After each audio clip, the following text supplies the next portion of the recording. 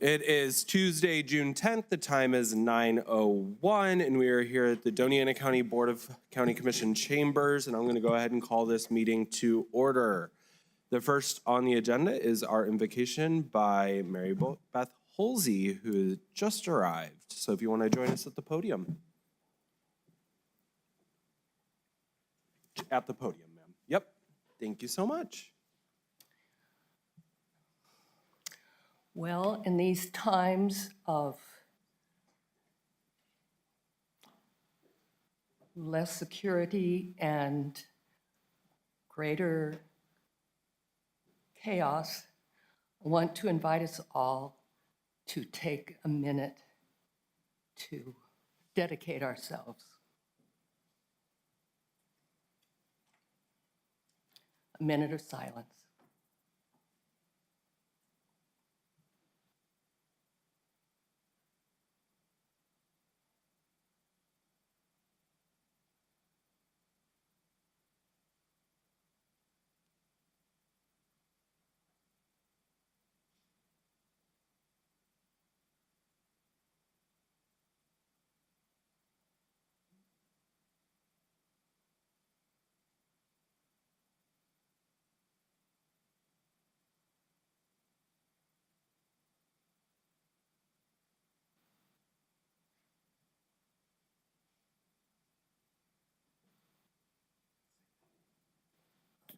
Okay.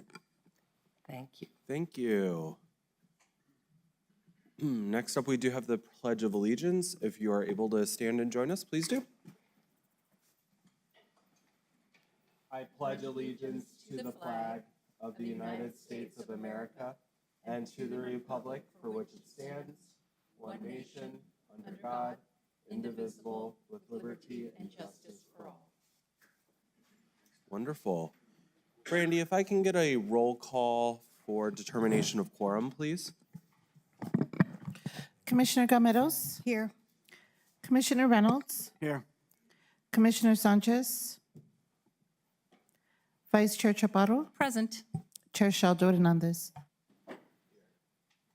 Here, so we do have quorum today. So the County Commission convenes as the Board of County Commissioners and the County Board of Finance in open session. Mr. Andrews, is there any changes to the agenda today? Good morning, sir. Good morning, everyone. Yes, we have one change. I'd like to request that we move item number 10 to the next meeting, please. Item number 10, which is the resolution for the New Mexico Department of Transportation state appropriation. Yes, sir. Okay. Any other changes? No, sir. Perfect. Seeing none, we will go ahead and take that to the next agenda. Next up, we have the consent agenda where the board will be asked to approve by one motion the following items for reoccurring or routine business. And we do have items number 1 through 9, skipping item number 10 and items 11 and 12. Do we have a motion? So moved. Okay, we have a motion by Commissioner Reynolds. Do we have a second? Second. Okay, we have a second by Commissioner Gameros. Commissioners, any discussions? Mr. Chair, Yes, Commissioner. I'd like to pull Vice Chair. item number 12 for a few questions. Thank you. Okay, would you like to pull it, or would you like to ask your questions before we vote on the consent agenda? I'd like to pull it, please. Okay, so we have an amendment to the motion to remove item number 12 from the consent agenda for future consideration. I'll go ahead and second that. Any questions on that? Seeing none, Brandy, will you roll call vote us on the removal of item number 12 from the consent agenda? Or, yeah, we'll just do it that way.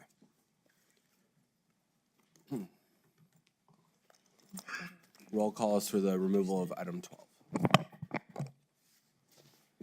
Commissioner Gameros? Yes. Commissioner Reynolds? No. Commissioner Sanchez? Yes. Vice Chair Chaparro? Yes, Chair Shaldo Hernandez? Yes, item number 12 will be considered on after the consent agenda. So now we have the motion to approve items number 1 through 9, skipping item 10 and continuing on item number 11. Commissioners, any discussion? Seeing none, Brandy? Commissioner Gamados, Yes. Commissioner Reynolds, Yes. Commissioner Sanchez, Yes. Vice Chair Chaparro, Yes. Chair Shaljo Hernandez. Yes, motion carries. Brandy, if we can get those resolution numbers, please. I have item number 5, Resolution 2025-61. Item number 6, 2025-62. Item number 7, 2025-63. Item number 9, 2025-64. Awesome. Now we will consider item number 12, which is a resolution to approve restructure of the Utilities and Engineering Road Department into a Department of Public Works. I will go ahead and make the motion for approval. Do we have a second? Second. Okay, we have a motion by myself and a second by Commissioner Sanchez. Welcome, Assistant County Manager Lopez. Good morning, Mr. Chair, Vice Chair, members of the commission. The request in front of you is based on the need for this board to approve any organizational chart changes. What we are requesting is authorization to go back to the organizational chart that existed in 2010. In fact, the signage in our building still has that organizational structure, still identifies our offices as the Department of Public Works.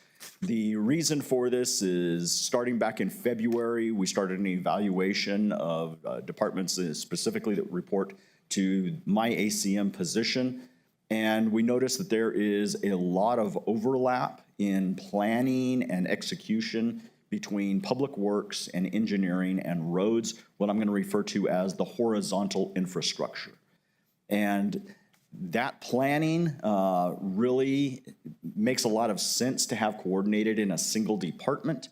And as we look at the needs moving forward, especially for economic development across the county, having good, consistent planning that works through all of those areas, we think is very advantageous. This organizational change does not require the addition of any new positions. We do have already a position that was going to be made an assistant director of public works, or of utilities, sorry, under facilities. So it's that position that would become the director's position. And then we also have the benefit of economies of scale. When we look at things like grants, we've been working with HR since February on how we can have a grant position that serves all three areas so that we don't have a need for somebody in each of those areas doing grants. So again, we think this really does benefit the county. It aligns departments that need to work closely together and allows us to develop for the future, especially in those areas, to support economic development and that horizontal infrastructure throughout the county. Happy to answer any questions. Thank you, Mr. Lopez. Mr. Chair, Yes. thank you. Mr. Lopez, you mentioned an organizational chart. So can you describe how that would work? Because I couldn't quite wrap my head around it. My apologies for not having a graphic for you, but absolutely, Vice Chair. The organizational chart will have the director, and then there will be 3 units underneath the director. There will be engineering, there will be the road department, and there will be utilities. Each of those 3 components will be supervised by an assistant director. The assistant directors are existing staff positions. And so we would be actually elevating a couple people into those positions, which actually provides us with a little bit better competitiveness and career growth opportunities in those areas. Another follow-up question. You've mentioned the assistant staff directors. From which departments will they come? That would be from utilities, from the road department, and from engineering. So there'll be one from each department. Correct. And so the assistant director for engineering would be the county engineer. The assistant director for roads would be the road superintendent. And the assistant director for utilities would be over water and wastewater. And the director would come from? We will either one of our existing assistant directors, assuming you approve this, would be able to apply, or we would be hiring from outside for somebody. And per the resolution in front of you, they would need to have a background in one or more of those 3 areas. Okay, I think, just a second, I think I had another question. So you mentioned that this original Public Works Department was created in 2010. What happened between, I'm missing history, Mr. Lopez, and so if you'd fill in the gaps, I'd appreciate it. Mr. Chair, Madam Vice Chair, that is a great question. And if you'll give me a little latitude here on the history, up until 2010, it was Public Works. And in many municipalities and counties across the U.S., it is Public Works Department. But as the 3-4 county managers ago was looking at it, there was a decision made to try to sell off utilities. When that decision was made, that's when the break took place. As we all know, those efforts were not successful in selling off utilities, and we are still to this day cleaning up from some of that. We just changed some of our utilities staff from being temp workers to being regular staff. They had been put in that perm contract status with the intent that they would be going with the utilities. So we just recently gave those employees the knowledge and assurity that their jobs exist and are going to be staying with us. The other factor that came into us being unable to sell it is, quite frankly, with 38 colonias in the county, and those are where we need water and wastewater by definition of a colonia. It is not cost-effective under a traditional utility model to run utilities. We are spending an average of $30,000 per household to hook them up to wastewater. You can never recover that on a fee-for-service model. In fact, our fees right now for service are almost 4 times higher than the city of Las Cruces for our people that live in colonias. And that's something we'll be bringing to the board later this year to discuss in detail on our fee structure.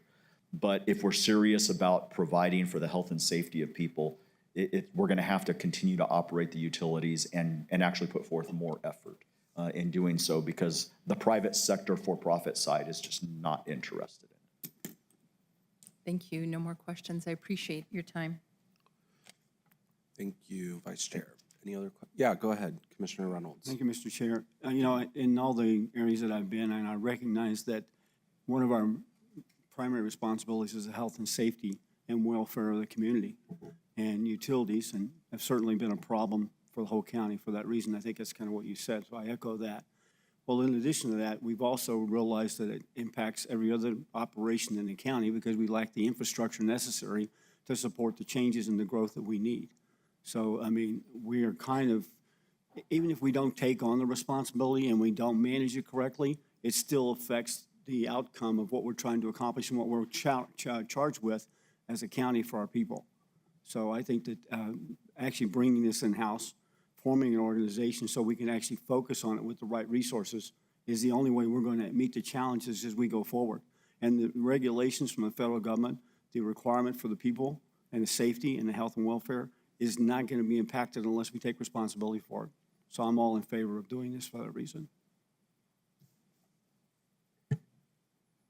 Okay, anyone else? Okay, Brandy, if you will please roll call us on item number 12. Commissioner Gameros? Yes. Commissioner Reynolds? Yes. Commissioner Sanchez? Yes. Vice Chair Chaparro? Yes. Chair Shaljo Hernandez? Yes, motion carries. I'm The sorry, sir. resolution, Did we, I thought we were discussing it. Did we actually pass a resolution or did we actually make a resolution? I made the motion and Commissioner Sanchez seconded it. Sorry, I was reading something. Oh, okay. Go ahead, Brandy, thank you. okay. The resolution number for that item is 2025 dash, let me see, it went all over, 66. Awesome, thank you, Brandy. Okay, moving on, we do have our employee recognition portion of our meeting today, where the commission will recognize Doña County employees for their years of service to Doña County. And we have our Assistant County Manager, Ms. Weir, Deb Weir, who will be doing these for us. So welcome. Thank you. Good morning, Mr. Chair, Commissioners. We have 5 employees who've hit milestones in their service with Doña County that we would like to recognize today. We'd like to start with Detention Officer Lori Diaz, who's been with the county for 10 years. Crime Scene Technician Luis Garcia has been with the Sheriff's Department for 10 years. Angie Rodriguez, who I believe is with us today, is the Victim Advocate Supervisor for the Sheriff's Department, and she has 15 years of service with the county.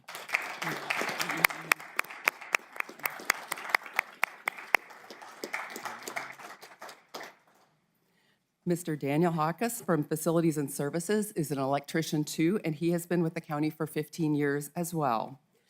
And finally, Detention Sergeant Thomas Burns has been with the detention center for 25 years. So please take the time to thank them for their dedicated service to our county and its residents. Thank you.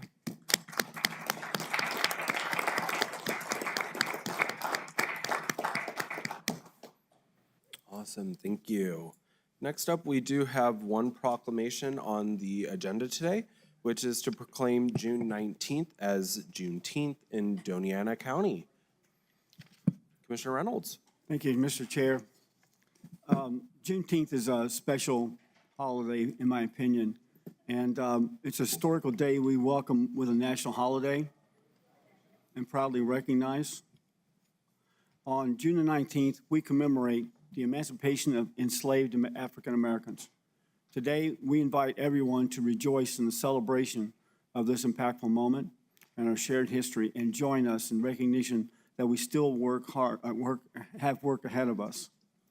Juneteenth celebrations throughout Doña County will be hosted by the National Association for the Advancement of Colored People, by New Mexico State University businesses, and municipalities alike. We all aim to foster unity, promote cultural understanding, and encourage dialogue among businesses, government, academia, and individuals like you and me. We encourage everyone to reflect on this day and join the discussions and celebrations.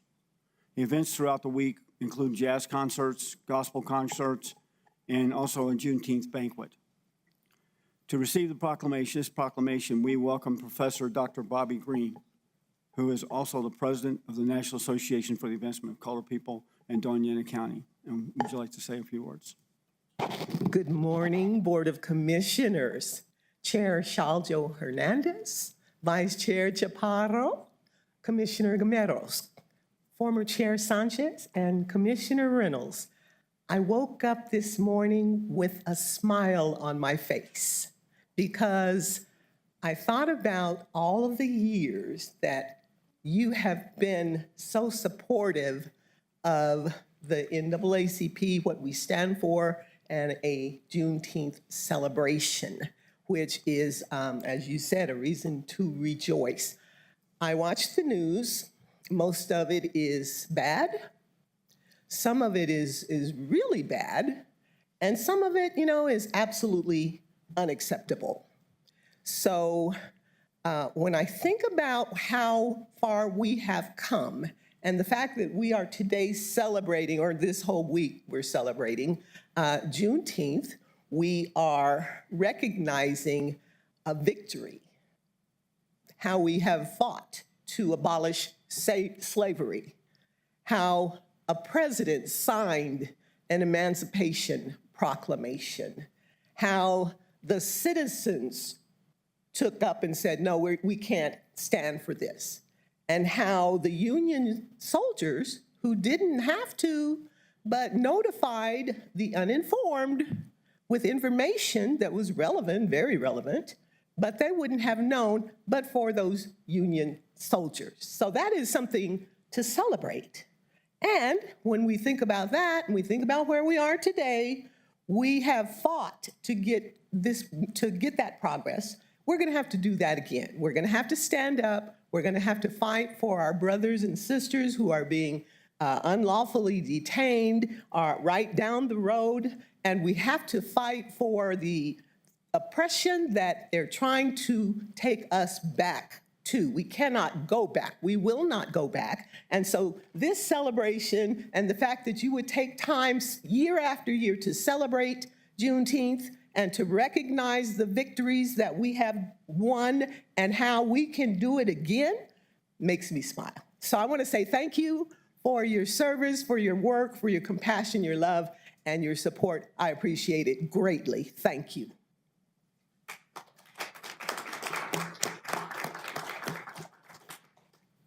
Mr. Chair, I believe we have one more comment.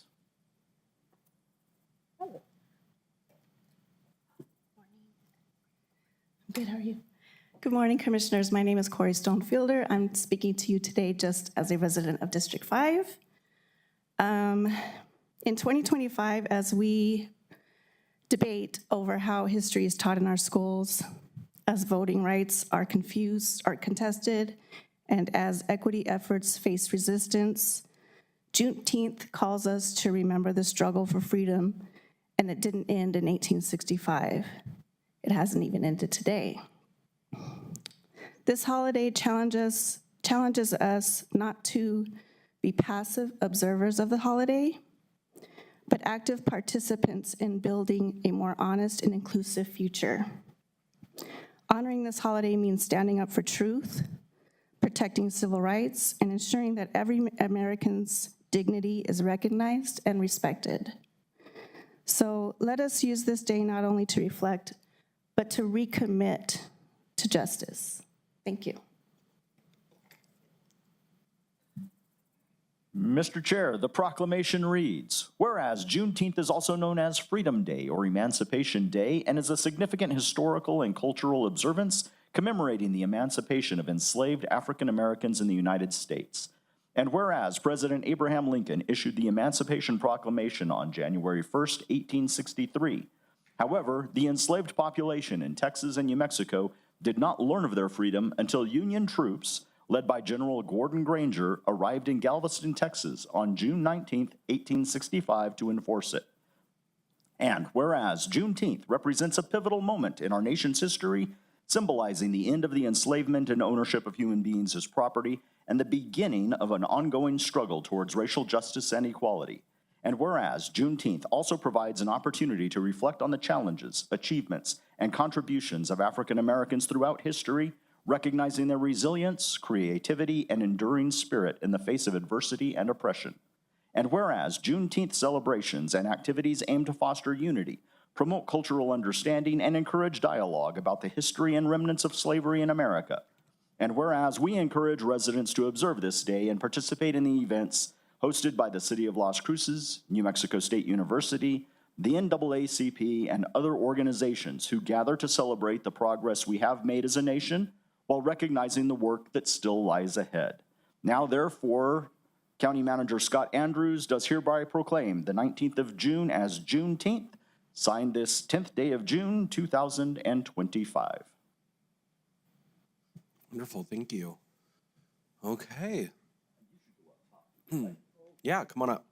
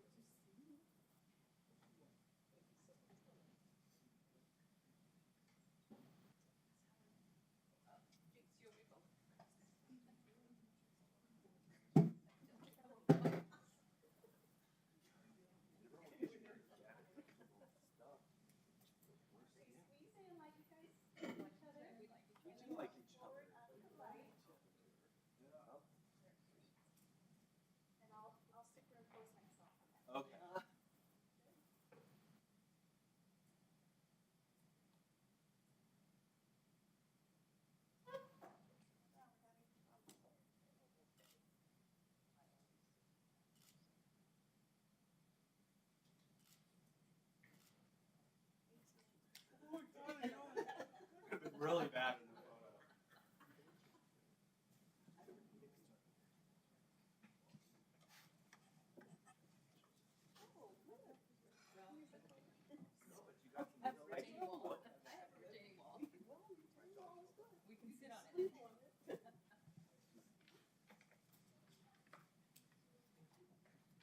Just go ahead and get all that stuff.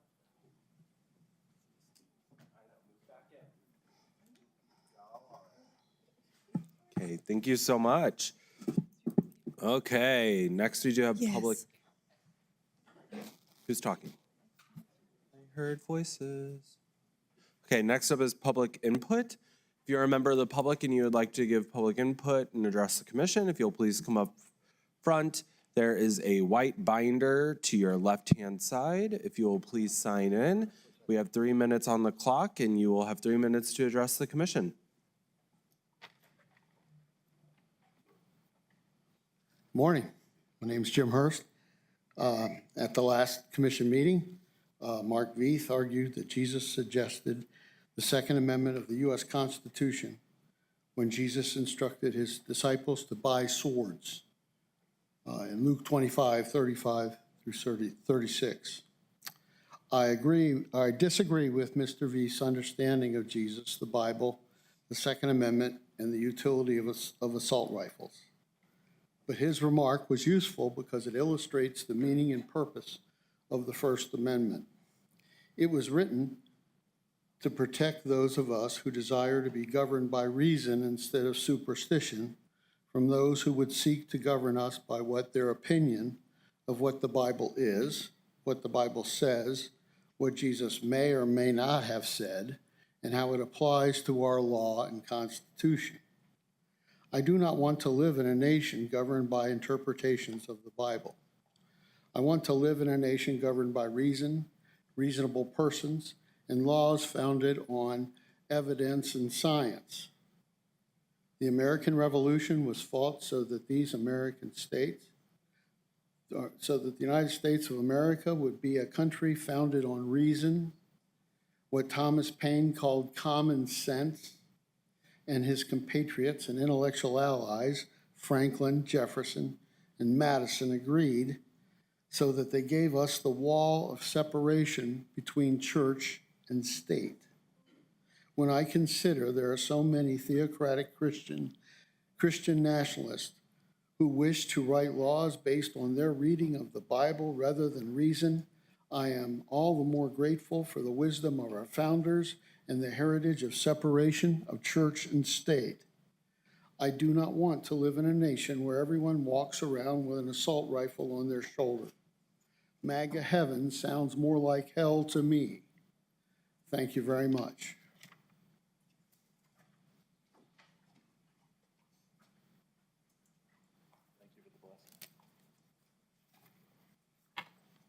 Good morning, Commissioners. Mark Veith, District 1.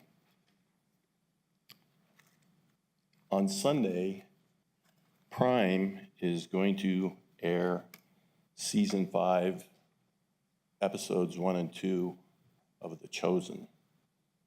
The Chosen is a very good depiction of the biblical Jesus.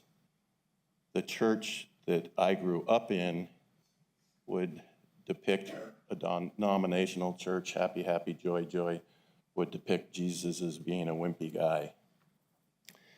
So I'm going to read John 2:13 through 16 to show that Jesus wasn't a wimpy guy.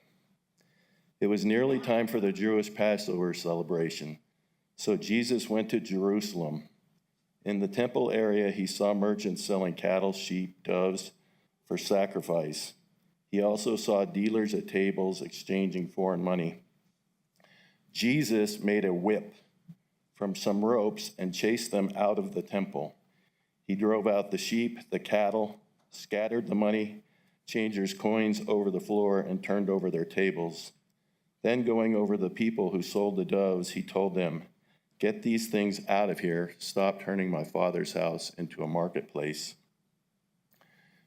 Episode 2 is going to contain this scene. Heavenly Father, I thank you for this day. Lord, I pray that you would give godly wisdom to our county leaders, that they would lead this nation in a manner pleasing to you. Father, I pray for those that don't know you, that you would bring them to the cross. And Father, I thank you for those that won't bend the knee. I thank that you will cast them out. Cast them out like you did Joseph Biden and Kamala Harris. In Jesus' name I pray, amen.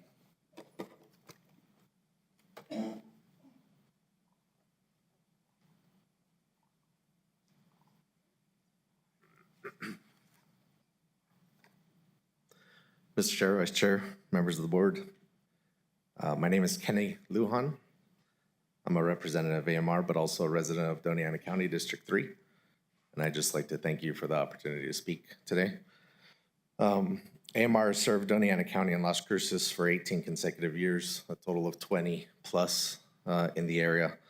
We have over 100 employees who have families here in Las Cruces and Doña County. We acknowledge that there's a lot going on between AMR, the city of Las Cruces, and Doña County, but we remain hopeful that there's a mutual path forward that includes AMR in the system. We want to make it clear today that we have no intention, first and foremost, of leaving Doña County without planned coordinated exit. We would highly encourage that both the city and the county representatives agree to sit and meet with AMR to discuss this.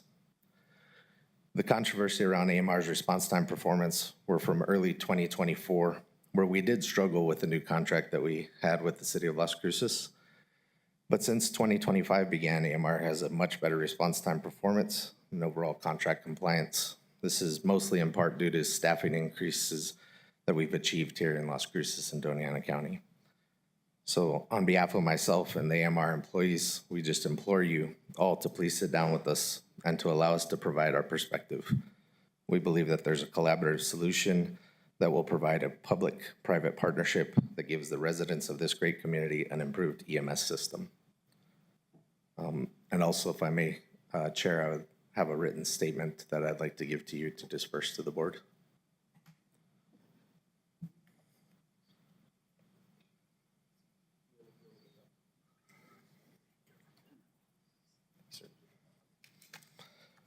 Again, thank you for your time.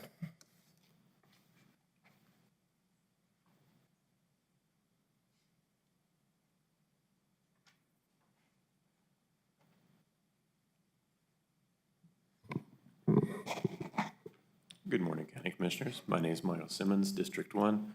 Following up from some of the last Board of County Commissions, where I was accused of, misdirection or using words incorrectly, and that no person is illegal. That's a little bit of thought policing and political correctness in that the U.S. codes themselves refer to illegal aliens and improper entry by aliens in 8 U.S. Code 1325. It's also a case that political correctness takes over the language, tries to redefine or limit thought of what can be said or what is acceptable thought by groups and individuals, and thereby changing the political landscape. I pretty much reject that at this point. I've been living under that for, 30, 40 years. So that's getting to be kind of old. So we've got that going for us. As far as civil authorities versus military authorities being in control of border situations, I believe the U.S. Army is going to have their 250th anniversary, and the fundamental purpose of an army is to defend the borders of a nation from invasion and other places. The Border Patrol itself is a newer entity covered under legislation as opposed to, I believe, the article powers for the armed forces. It also used to be under customs and a whole bunch of stuff. It's been around a long time in various forms, but it is not the same as defense of borders. So we've got that rolling for us. And as far as borders, we've touched on some of that. If you have a house, I have a title from the state of New Mexico giving me legal right, and if somebody is there, I can ask them to be trespassed, and I will refer to a higher authority in order for them to be removed. If they aren't removed just by me talking with them, then we have police, we have other entities. Gated communities operate similarly. They often, some of them will have security guards and other entities, so that there's a legal right to the border, and if they are not wanted by the owners of that border, they can be removed.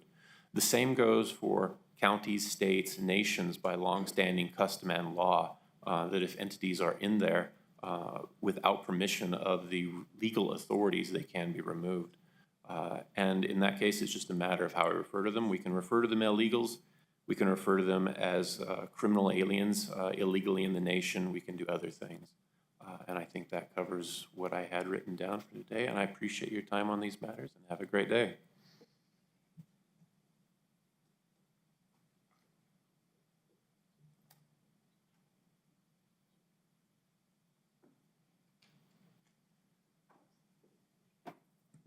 You contemplated it.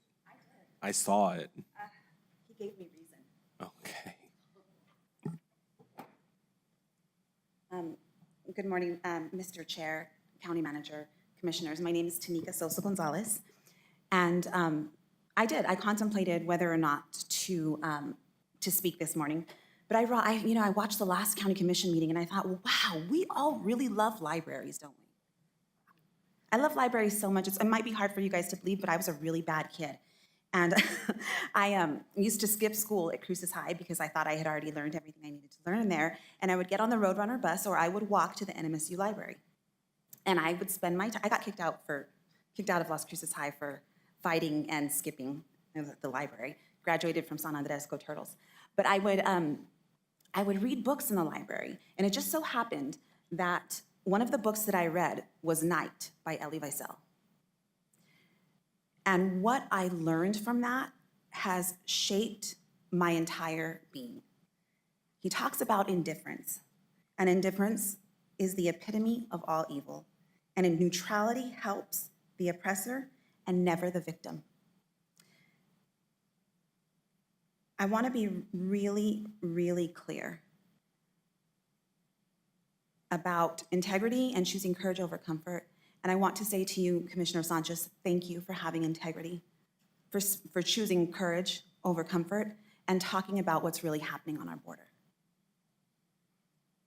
On June 3rd, the first people were detained at the Trump border in Commissioner Gameros' section, right? You're Santa Teresa.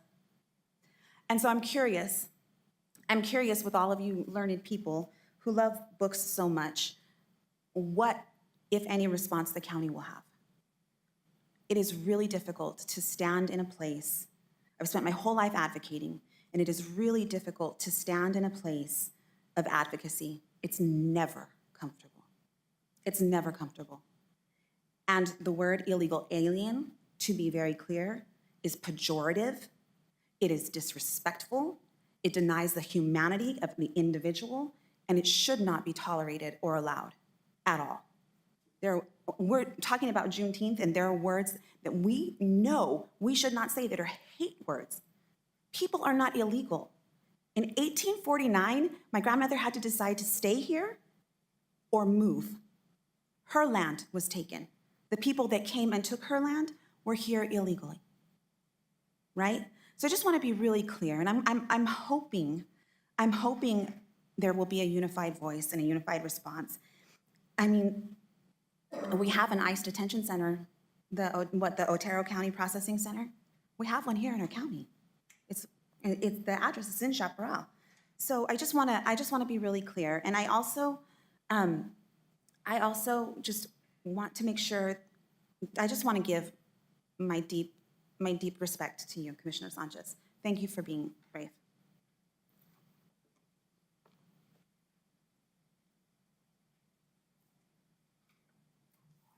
Any other public comment today? Seeing none, we'll move on to commission input. Commissioners?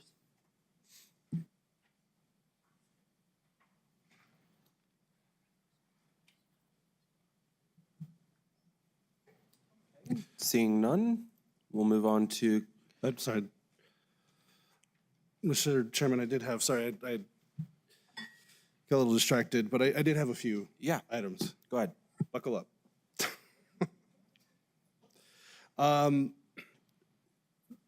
Tomorrow at 11:30, we'll be having a constituent meeting at the Radiant Springs Community Center. It'll be from 11:30 to 12:30, located at 12,060 Lindbeck Road. If you have a chance to come up to Radiant Springs, it's behind the family. Lindbeck it runs right next to Family Dollar, right next to the Ben Archer Clinic. We welcome you there. We will have some of the departments, and there we'll give some updates, try to take questions and comments from our constituents, and so I hope to see people there. On Friday, we're going to be having a ribbon cutting for the Abeta Pond in the town of, or the village of Doña. The nice thing, this is our first kind of joint project with the Flood Commission to have some sort of outdoor recreation space. And so it's going to be the site for El Parque Alegre de Doña. And so I really want to invite people to come out. It will be, again, Friday at 10 a.m. At the corner of El Camino Real and Doña School Road. And come check it out. It's really cool to finally have some walking spaces and paths in the community there. I did have a couple of items for our county management that I had questions about, and I don't know, just for future consideration. I know I didn't know if there's a chance for us, as we're talking about public works, to look at revisiting our mandatory trash service. I know there had been a lot of upfront work. There was some discussions even after the presentation about where to do it, and then how we might be able to do some billing. I'd like to see if that might be a topic we can have on a future meeting or a work session. And then the other item is, because I've been getting complaints on, is about the mobile home that's been dumped illegally on a private property. It's on Camino Real near San Isidro. And I know people have been talking about it because it's in really bad shape. It looks like it's falling apart even worse now.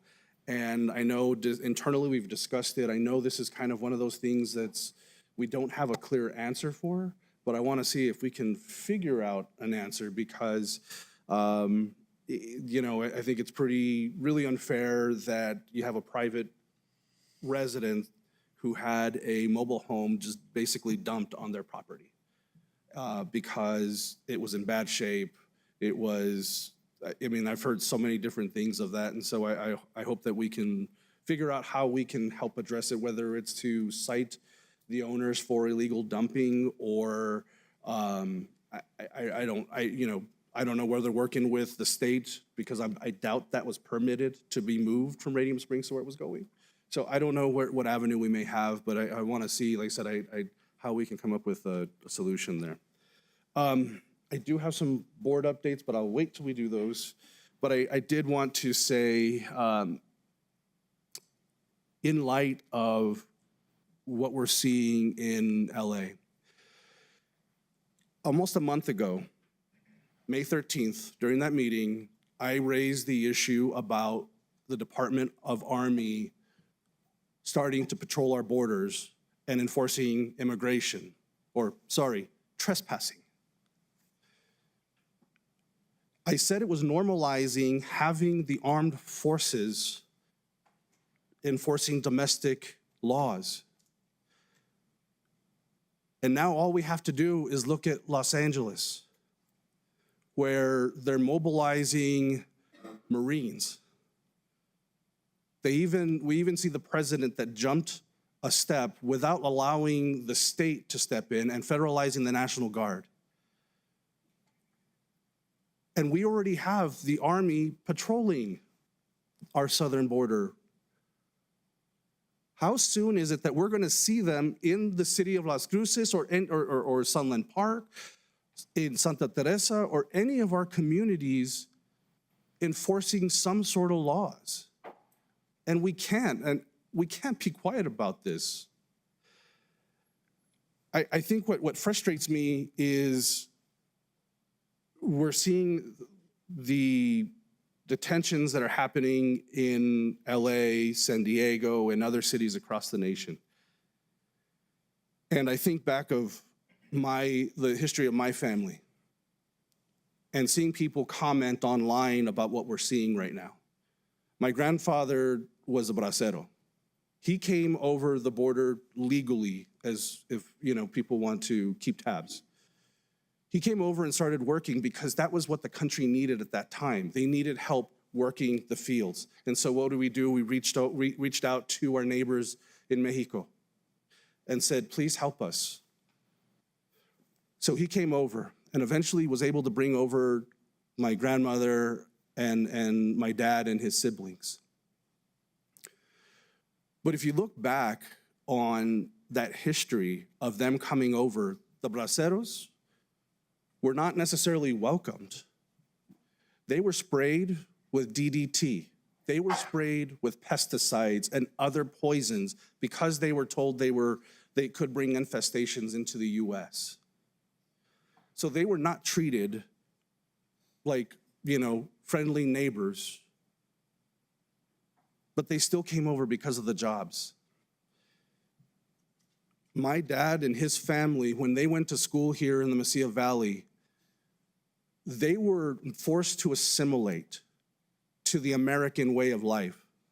I even heard stories of how they had to be good about knowing how to speak English and Spanish, because if they spoke Spanish at school, they got paddled. If they got home and spoke English, they got hit with a belt. And so we see that to the point that that generation found shame in speaking Spanish or showing their culture.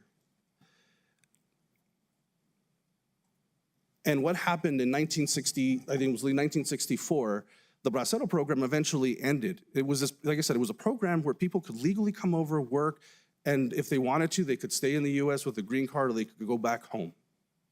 But then we started hearing a refrain that probably sounds similar to today, which is, they're taking our jobs. They're taking our jobs. So they had to cancel the program. Right?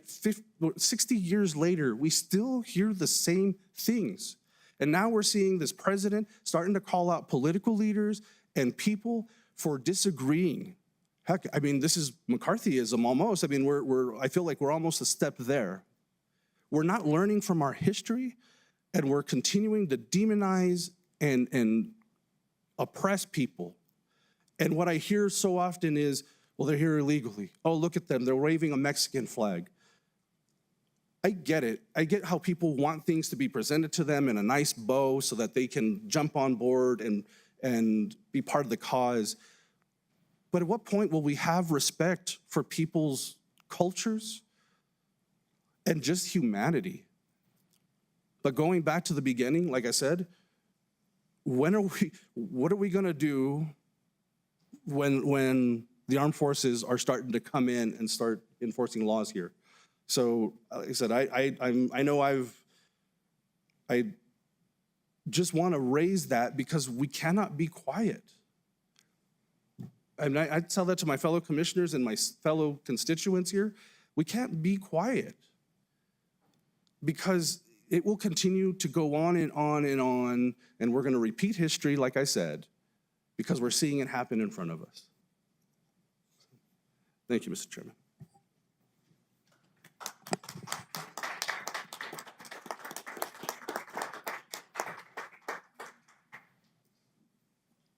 Any other commission comments? Mr. Chair. Yes, Vice Chair. Thank you. Commissioner Sanchez, thank you for having the courage to speak out on this, and I wholeheartedly agree. As a court interpreter, I work in the courts, and I get calls from constituents about what are people doing, or what are we doing about the people that are here that are undocumented. Well, let me tell you what happens in the courts. If there is a person that is arrested for a criminal matter, then ICE is called, and they are detained by ICE. I'm not aware, or maybe very few occasions, where a person that is convicted of a crime that is not from this country is released out into the community. They are held for ICE to be picked up and deported. And so I think there's a lot of fear in this community, thinking that people that are convicted of crimes are being released into the community. And I assure you, for the most part, that is not happening. Commissioner Sanchez, my father also was a bracero and came into this country, and my family was brought in one by one. And I mentioned in a commission meeting before, primo por primo, tía por tía, hermano por hermano, one by one. And Ms. Zamora is very much aware of that because your grandmother came in with my mother. And so I'm very proud of that. The people that are coming into this country are not taking jobs, especially those that are providing the food that we eat. the food that we eat is being harvested by people from other countries that come into this country to build a better life, to get away from oppression, and most of them are this color. And I will give you an example, and I think I've shared this with the chairman. About a year ago, someone told me, well, I'm colorblind. And I didn't quite understand that because as a Latina, when I look in the mirror, I know I'm brown every day. And I see my color every day, and I speak the language of my forefathers every day. And I'm quite proud of that. And to be shamed por el idioma que yo hablo, el idioma por cual crecí, el idioma por cual me identifico, digo, no. I will continue to celebrate my culture, my language, my forefathers, and my ancestors. Thank you, Mr. Chair. Thank you.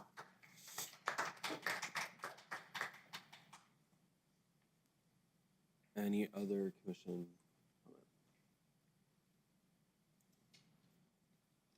Mr. Chair. Yes, Commissioner Arnold. I can't speak a lot to what's been spoken already, except to say that people coming here are not illegal, they're undocumented. And I think we have to understand that everyone coming here to find a better life, even my ancestors coming from Ireland, okay, who were treated not like these people here, there's no comparison. But even coming here and trying to immigrate into this country, they're not illegal.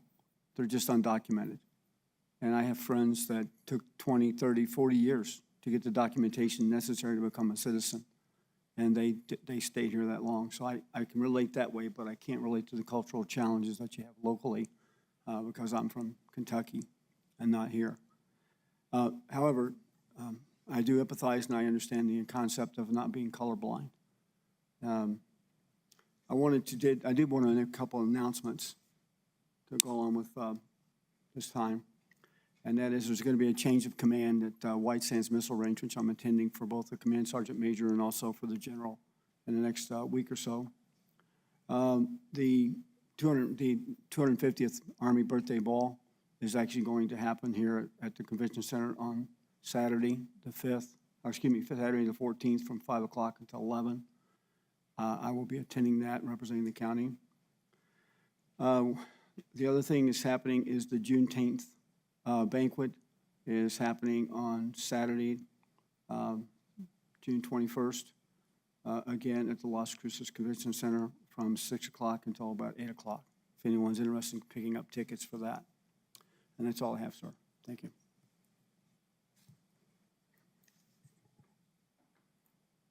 Okay. I will save my commission comments till the later part of the meeting. Commissioner Gomeros, anything? Okay. Next up is county elected officials' input.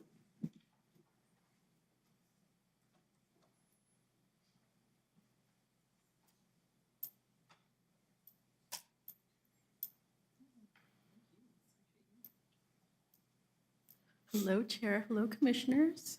Good morning. Good morning. Caroline Zamora, Chief Deputy County Clerk, just here to give you all some updates. But first, I want to start off by again reiterating that no human is illegal, and that's just common decency, humanity, and Christian values, of course. Commissioner Chaparro, your dad and my grandpa came over, and they were in the Bracero program together. I believe they worked at the pecan farms. And then, of course, came your mom and my grandma, and look at what they created. They started jobs. Their daughter's sitting on the dais. Granddaughter's educated Latina working on a PhD, you know, and look at what they did and the amazing things that they brought to this country, like your family, Commissioner Sanchez. So I just wanted to go ahead and say that. There is an update that I'm sure you all got the press release on it, but I wanted to go ahead and talk about it here today. And that is that with Dr. Lopez Askin at the helm, we've partnered with Severa, and we are working on a ballot verifier and election shield program.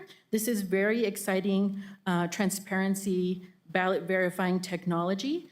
Doña County will be the first to have in the state of New Mexico to have round-by-round results for ranked choice voting, and it will also be the first to have the Spanish translation for that as well. So we're very excited to be working with Severa on that. Also, we expect this project to take about 6 to 8 months, so it won't be ready for the election in November, but we plan for it to be ready for the primary next year. We just want to give a shout out to the departments who helped us. Thank you to the county manager for letting me walk into your office and being really excited about an idea. I appreciate that. Thank you to Chair Shaljo Hernandez for also being on board with ideas that we have and for always supporting our departments. Thank you to also Amanda Gomez. I walk into her office a lot and have ideas, and she's always very excited. Thank you to Lucio and also to Michael, who helped us out, and of course our amazing election team, Janice, our supervisor of elections, for helping us get everything going. And just again, this was really, I want to say in about a month we were able to get this done and going. And this is really an example of what happens when government is efficient and when our departments work together. And I think it's just a really, really prime example of getting things done. So I just want to say thank you to all of you. And I think that's all the updates I have for today. Thank you. Thank you. And I'm very excited about that too. The round by round is going to be awesome. Welcome, Madam Assessor.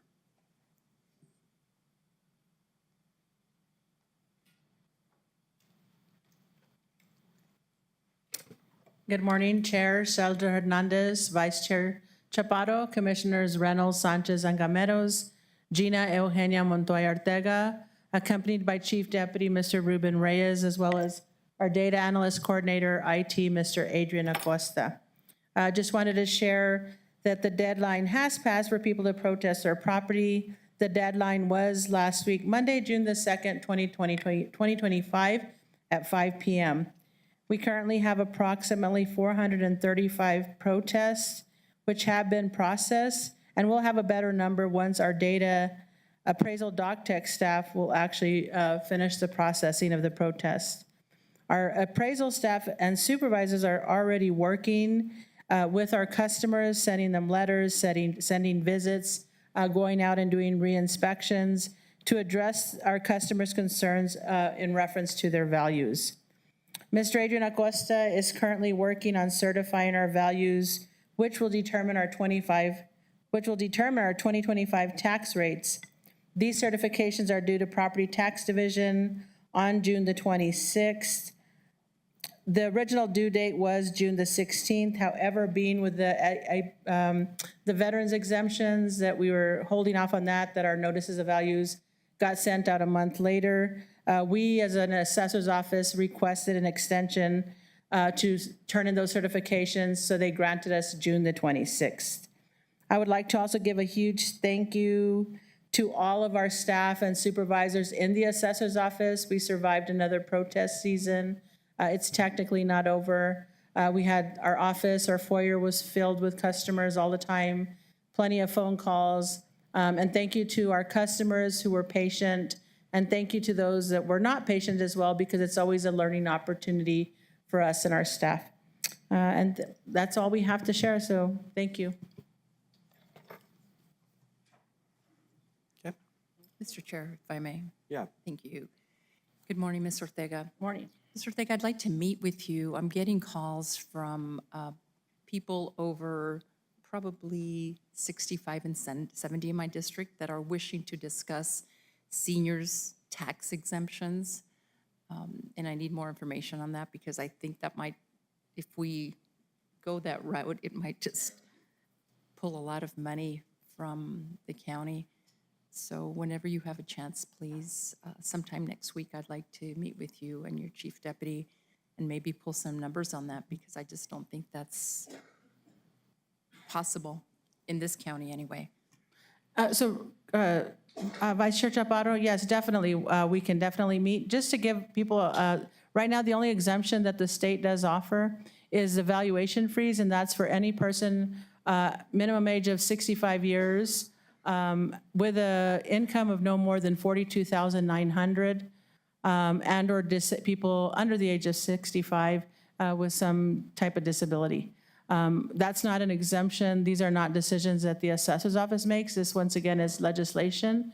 But yeah, we're more than happy to meet with you. Thank you. What they're talking about is not paying any property taxes at a certain age. And I think that would be quite devastating to the operations of the county. So yeah, Vice Chair Chaparro, that would probably be definitely a discussion for them to have with their senators and their representatives, because that's not a decision that we in the assessor's office would make. That would definitely be something that would have to go, I would hope, to the voters, because definitely that would be not a good thing for any county. Thank you, Madam Chair, Vice Chair. And Madam Assessor, really quickly, I know that we postponed the resolution for the 1% fund approval for DFA. Do we have an update of when you're going to bring that in front of the board? Chair Shalder Hernandez, I just actually had a brief conversation with Lucio now as he was walking out. He and I, and probably we need more people to get involved on this. I know that you all are asking for a resolution to do this. I have reached out to several other counties. It's not done by resolution. It's usually on the consent agenda for the other counties. So I'd like to actually, Lucio and I need to have more discussion about that budget.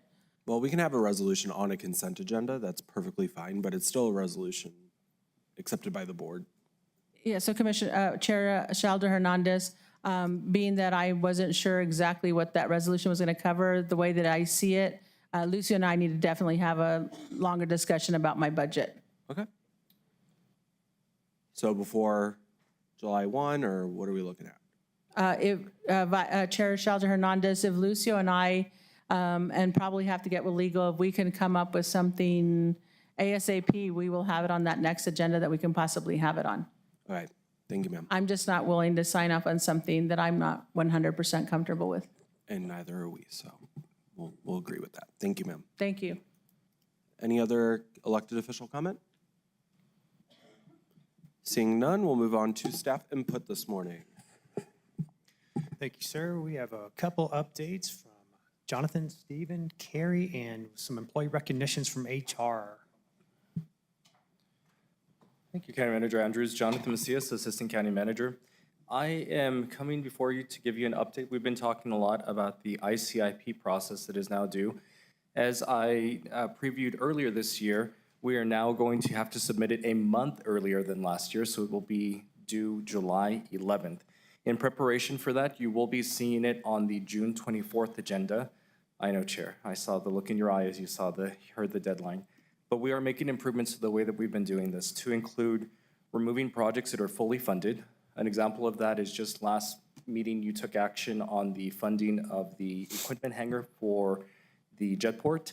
Ironically, we still had that same item on our ICIP list for $900,000. So things like that where we have fully funded them internally, or our directors or managers, such as Manager Province was able to go and get money from the state to be able to fund that in full, so we'll take it off and clean up the list. We'll also be setting thresholds so that we understand what true impact looks like, instead of asking for a litany of deferred maintenance and at $100,000 mark or less, looking really mostly for transformational change. We'll be looking to prune that 82+ long list so that we actually have actionable items and that they're more tied to the actions that we hope we'll be able to speak to later today in terms of alternative funding for projects, as well as funding at the federal level, state level, and also any other revenues that we have the option to be able to fund our projects with. We'll also work in coordination with our delegation, as we talked just last week with our state lobbyists, to be able to make sure that they're informed. You'll notice that some of the delegation are already having meetings in our community, and they're going to be happening after we take action. For example, we have Senator Hamlin that's going to be convening on July 8th, and if I'm not mistaken, she'll be talking specific to Capulatle, which works in conjunction with the ICIP process. And we have others such as Senator Maestas that I believe is going to be convening later this month or in about a week or so.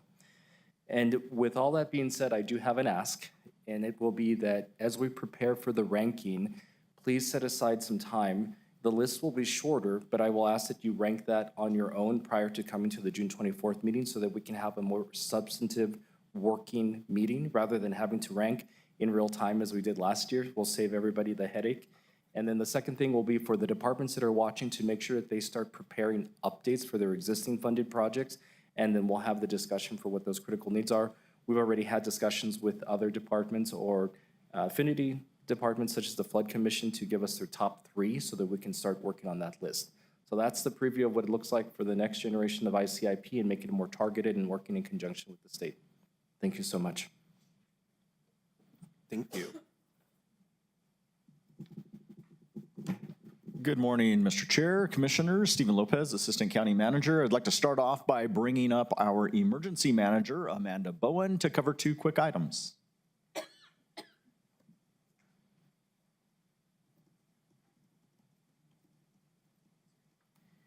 Good morning, Commissioners, Chair, Vice Chair.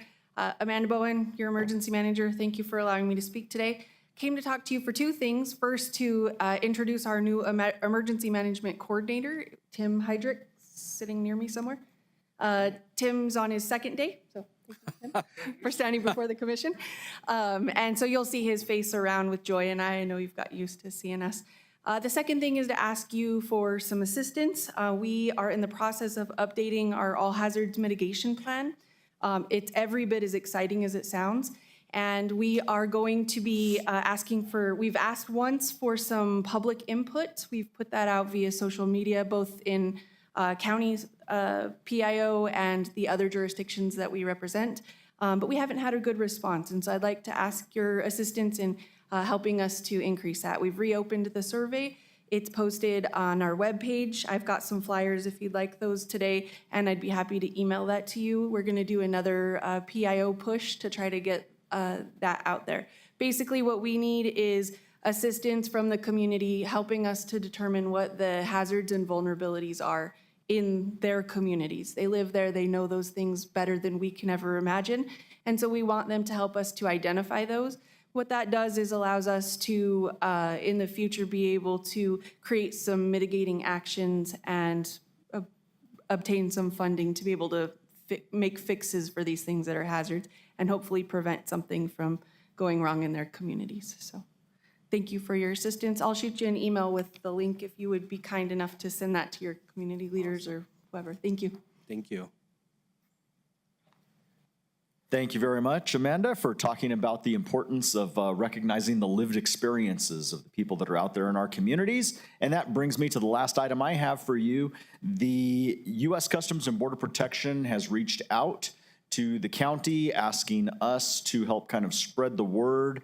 They are considering a 1.3-mile fence in the Anapra area along Mount Cristo Rey, and they are looking for community feedback. The kind of summary of the project is utilizing existing access roads, but building drainage gates, erosion and drainage control, removing vegetation from near the border, building patrol and maintenance roads, creating a staging area, and they have recognized they will be using a lot of water in the area, which, as we know, comes from the CRUA system in that zone. So anybody that has comments is asked to email elpasocomments@cbp.dhs.gov.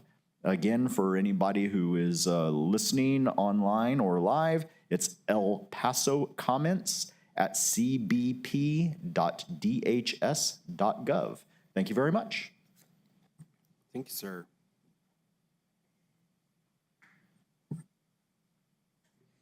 And HR is coming up for our employee recognition. Come on up, Christina's.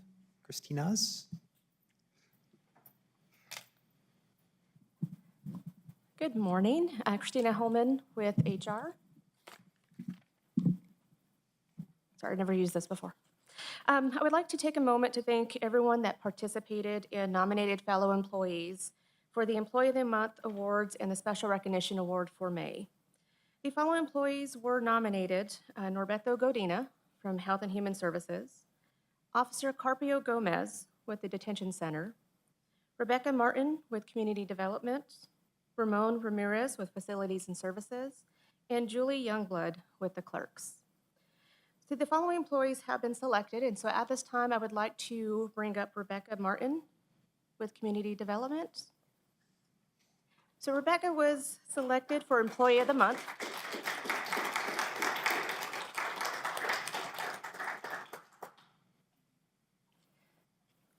So Rebecca was nominated for Employee of the Month for internal customer service. Among some of the comments that led Rebecca to be selected was that she goes above and beyond to assist employees in other departments with GIS questions that come up. Also, Rebecca provides exceptional customer service. Thank you, Rebecca. Oh, hold on one second.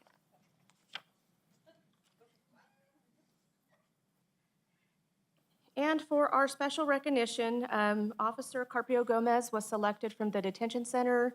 Unfortunately, he was not able to be here today. Some of the comments that led Officer Gomez to be selected was that he has demonstrated dedication and professionalism with a positive attitude and with a high level of respect and integrity in all of his interactions in his role as an officer at the detention center. So congratulations to Officer Carpio Gomez.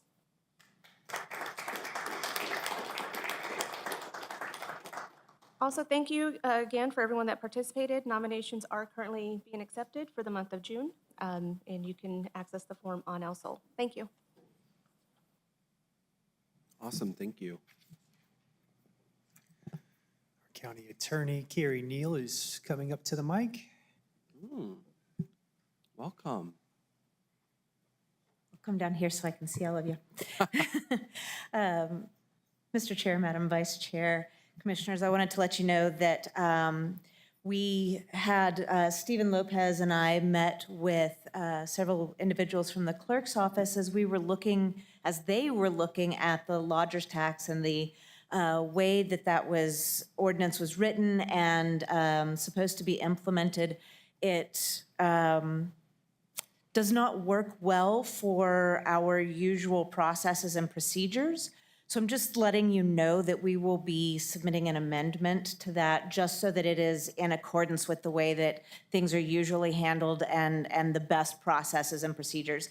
We will make it work for the time being, but we're also working on getting the technology up to speed and those sorts of things. And so it might be a little bit clunky for the time being, but we will get that straightened out and work with the clerk's office to make sure that that is written the way that it needs to be so that it works in practice as well as on paper. Thank you. Awesome, thank you. That's it, sir. That's it. Okay. Next up, we have Commission Appointed Board Report backs. Commissioners. Mr. Chairman, I have 3 updates. Yes, take it away, sir. All right. We had our SCRTD meeting the week after Memorial Day. We not a whole lot of business there that we did, but I guess significant in that we did approve the preliminary budget for the transit district for this next fiscal year. We then also approved an extension of the 3-year contract, or an extension of the contract, which ended up going for 3 years, for the executive director, David Aramijo. And then one other kind of update was that the SCRTD will be starting to add Saturday service to some of their routes.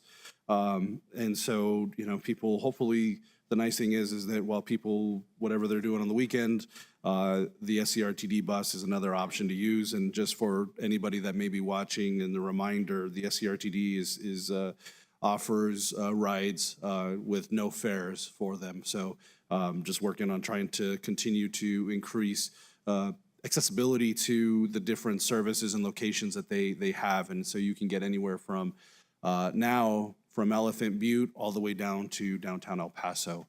So we have quite the range of service. The second item was and I don't know if I'll be stealing your thunder, I figured you wouldn't mind since you were on vacation.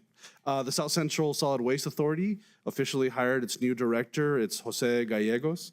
During our meeting last week, he will have a tentative start date of July 14th. And in the meantime, Ms. Rosa Montoya will still continue as the interim director until Mr. Gallegos joins us. And so we look at welcoming him to the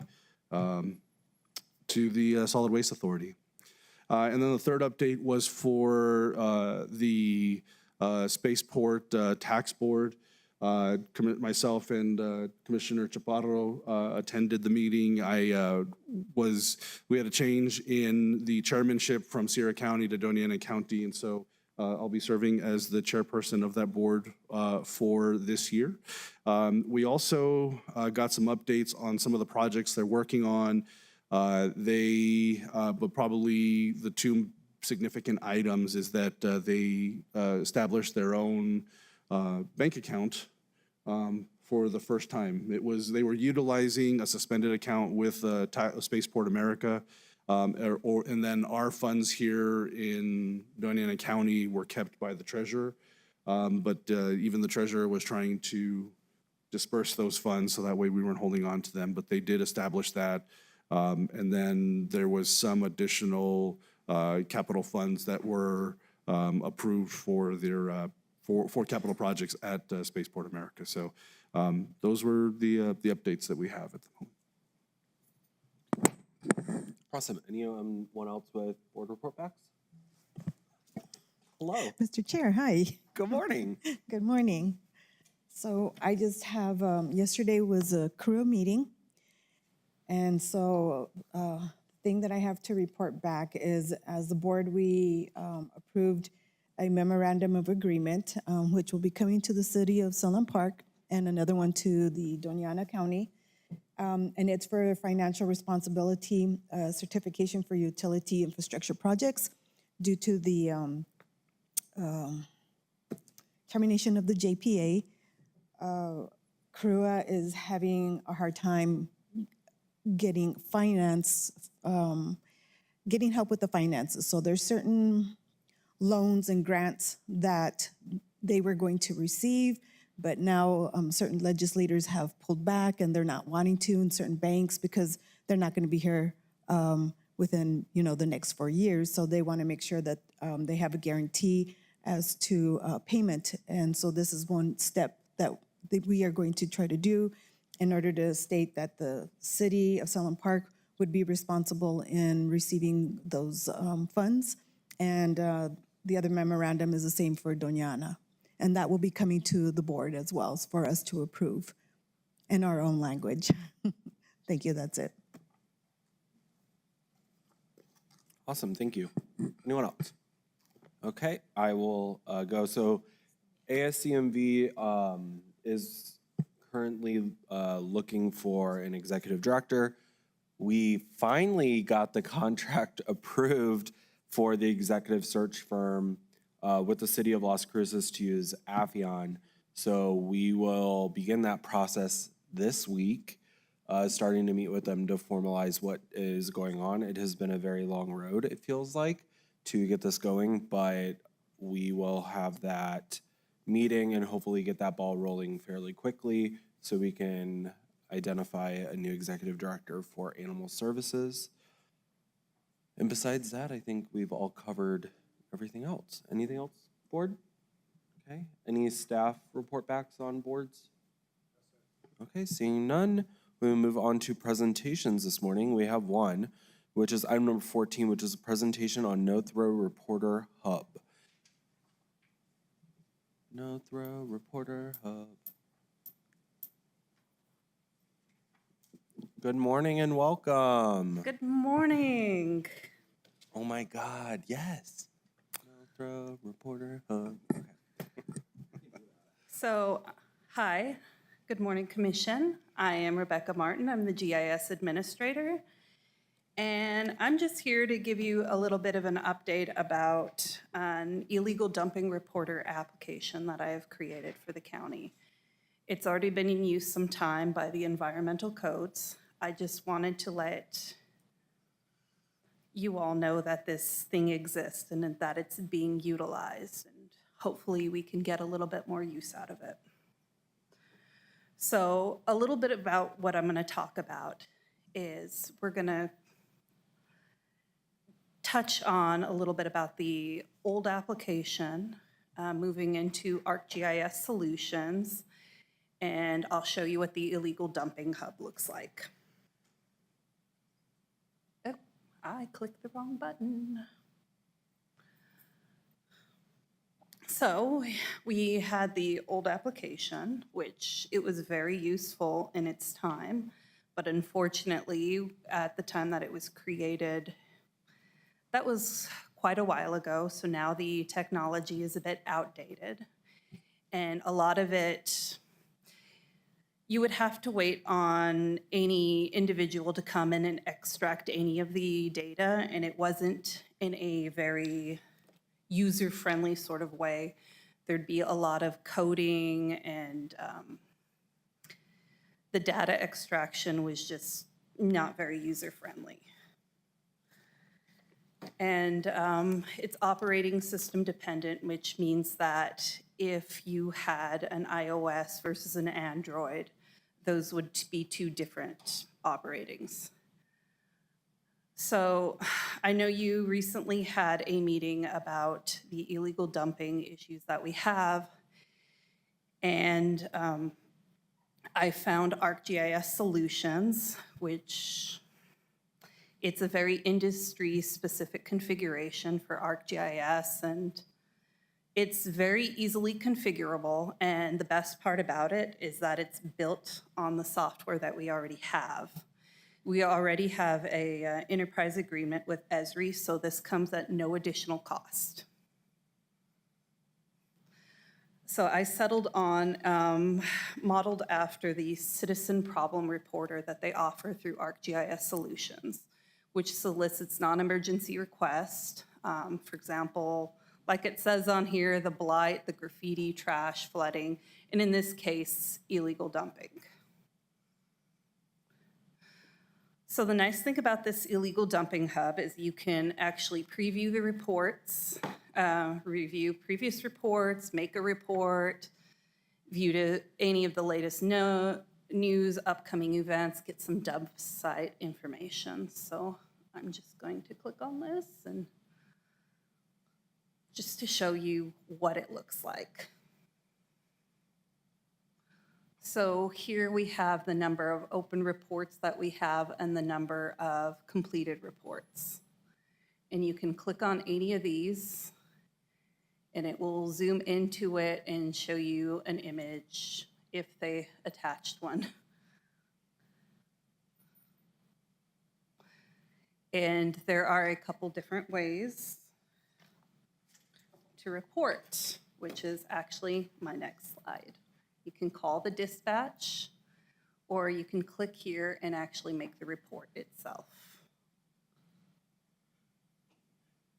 And it has the information of any of the codes officers, any of the upcoming ACES events. And this is our report link. You need to allow it your location, and it will click to it. You know, this is where the signal comes from, I suppose. Attach an image, any of this, and you just hit submit. That's it. It's very easy to use. Let's see. Trying to get this back up. Nope, that's not mine. Can you get it back up, Billy?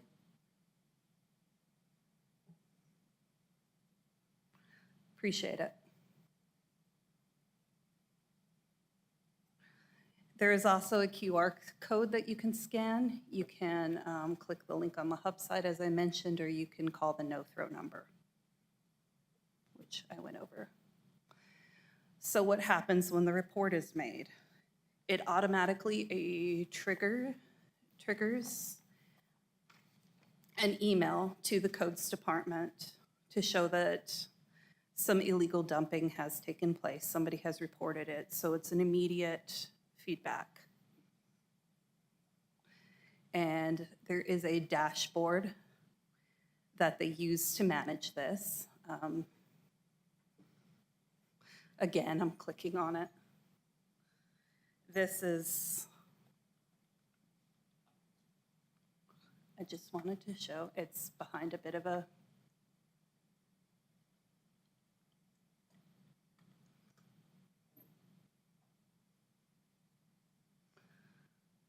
So this is our dashboard that they can use. They can update any of the information here. They can click on one of these, go to the side of it, view an image of it. And down here in the corner, we have some information, infographics about it. What type of information, what type of illegal trashing has been reported, how many times the application has been used, and a heat map here so that we can view where the dumping has actually taken place and hopefully provide more surveillance in that area.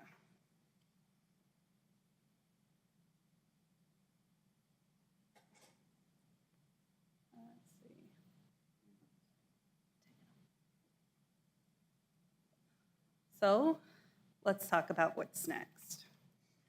Hopefully, we are looking into doing field maps application so that they can update this immediately as they clean it up, automating any sort of monthly reports, and get any more information that is necessary. And I do have some scanning. You just scan here. I'd like to thank Sabrina Schrader for creating these for me. And the report is available in Spanish and in English. And so these are two-sided, Spanish and English. So I open myself up to any questions that you might have. Thank you so much. Commissioners, any questions? I see Commissioner Sanchez playing with it right now on his phone. And let me tell you, it's already been in use, and any of our codes officers, if they see something in the field, what's nice about it is they can just report it here, get back and create any sort of work order for it. So it's already being commonly used, but this is open up for the public as well. Awesome, thank you.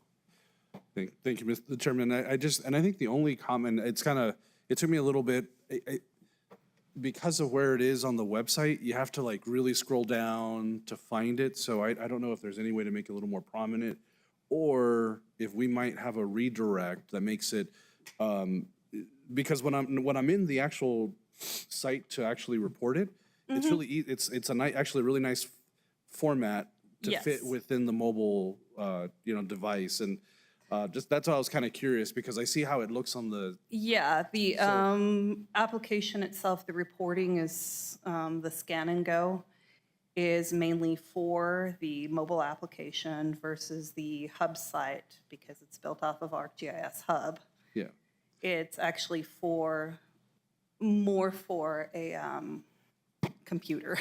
Yeah, and I think that's great. Like I said, I think if people had, like, having this is nice because it, like you're saying, it lets you put a pin on the map so you can report the location, you take the picture, upload it, and put in the necessary information. I think like I said, I would love, thinking in my mind, like I said, I'm gonna be going out for my community meeting tomorrow. I would love for us to have like maybe a redirect that's like, either no throw or something like that redirects, because I look here at the to put it in, it's survey123.arcgis.com. Yeah, that's kind of that's why the QR code. We're talking about possibly creating some sort of little business cards with the QR code on it. I know it's kind of hesitant to put it in any sort of large signs or anything like that, just because. But it could be very, like I said, for us, we could very easily, and I'm sorry, Kent, I'm looking over at you. It's very easy to just create a simple link that's just, like I say, like, A bit.ly?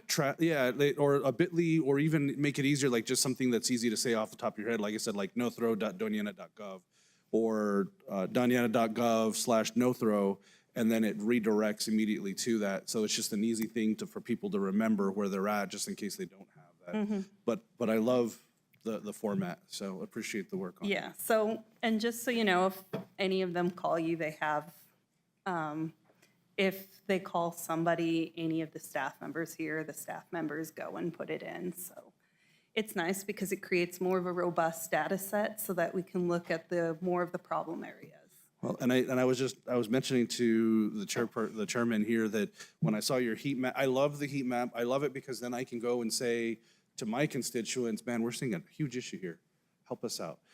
But on top of it, though, I think the thing that worries me is that when I look at it, it almost looks like they're aligned very close to our transfer stations. And I wonder, maybe, like I said, I was just looking at the heat map, and maybe I'm totally off, but it sure looks like they're very close to where our transfer stations are. And I wonder, because when I go to Hill, all on Del Rey, you see people dumping on the sides, or it flies out because they're not tarping, and so. Yeah, we it's a definitely- great education piece. Definitely need to create awareness because this is all of our homes and we should all take care of it. But having the maps, having the data that makes it very easy to see on a map where it is, I love it. It's great because it creates automatically, it brings itself into a spreadsheet and you can do all sorts of data analytics with it. And I'm very data driven, so. Awesome. Thank you so much. Great job. Anything else? Well, thank you very much for your Sure. time. I Thank appreciate it. you. Mr. Chair, Yes? I have a comment and question. Yeah. Rebecca, first thing, I think this is a great tool. I appreciate it. It's done some great work here. I really love it. I have one thought, though. Is it possible to put a link on here to the regulations that actually tell them what illegal dumping is? what Oh, the that is fine no problem at all. I would like to see a link on the first page to say, if you want to know more about what resolutions, what state statutes, what laws actually, guide this, and so you can become educated. I think this is a good place to put it on the first page. They can link out and say, let's find out more about what the laws are about this. Yeah, I can definitely get with the officers. I've been working with Officer Jesus Frere the most. Yeah, because a lot of the questions that I get when I'm talking to my constituents is they say, well, what are the laws? I mean, what's the penalty? Can they dump tires? Can they dump anything? And when they dump it, what kind of impact does it have, and what are the laws that surround that? So we could throw that on. I think it'd be great. But otherwise, fantastic job. Thank you very much. Thank you, I appreciate it. Thank you very much for your time.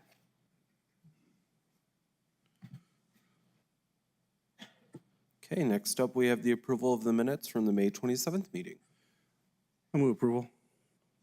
We have a motion from Commissioner Sanchez and a second from Commissioner Reynolds. Any comments, questions, concerns? Seeing none, Brandy? Commissioner Gameros, Yes. Commissioner Reynolds, Yes. Commissioner Sanchez. Yes. Vice Chair Chaparro, Chair Shaljo Hernandez. Yes. Motion carries. Next up, we have item number 16, which is an approval.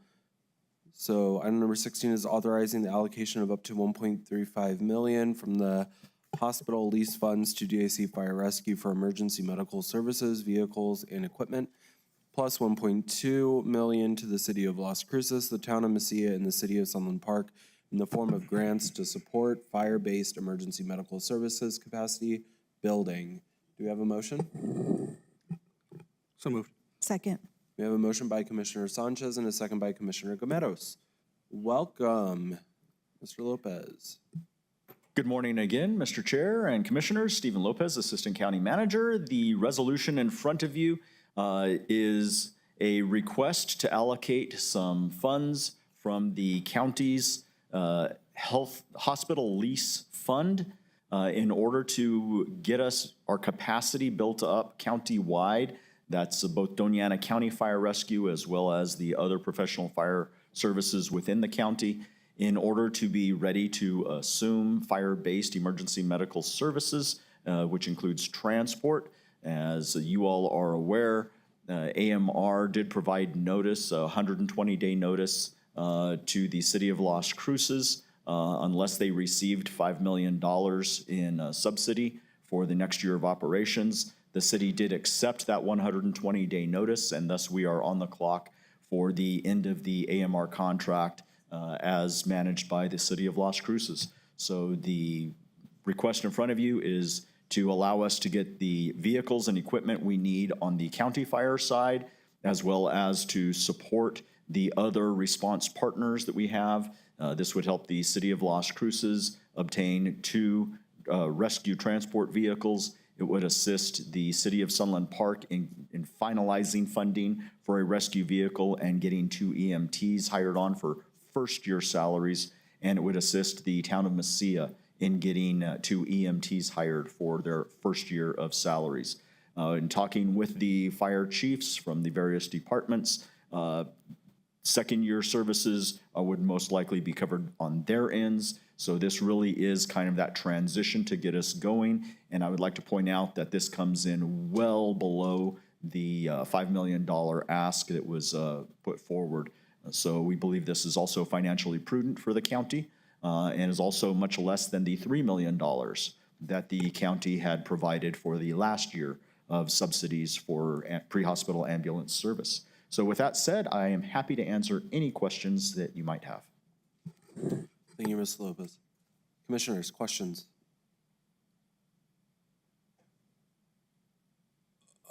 So with the $3 million that was already allocated to the city for the contract, what is happening with those funds? Those will need to be reverted back to the county. And so those would go back. Those were originally from the indigent fund. And instead of trying to use those funds for this purpose in consultation with legal counsel, we believe this is the much cleaner approach because those funds really should be tracked more of a patient-by-patient basis. And the use of the hospital lease fund seems much more appropriate for this capacity building. Okay, and then do we have a ETA on when that will occur? Mr. Chair, I do not, but our county attorney, Carrie Neal, works closely with the City of Las Cruces attorney, and I know that has been a point of discussion that they have had. Carrie, anything else you can offer on that?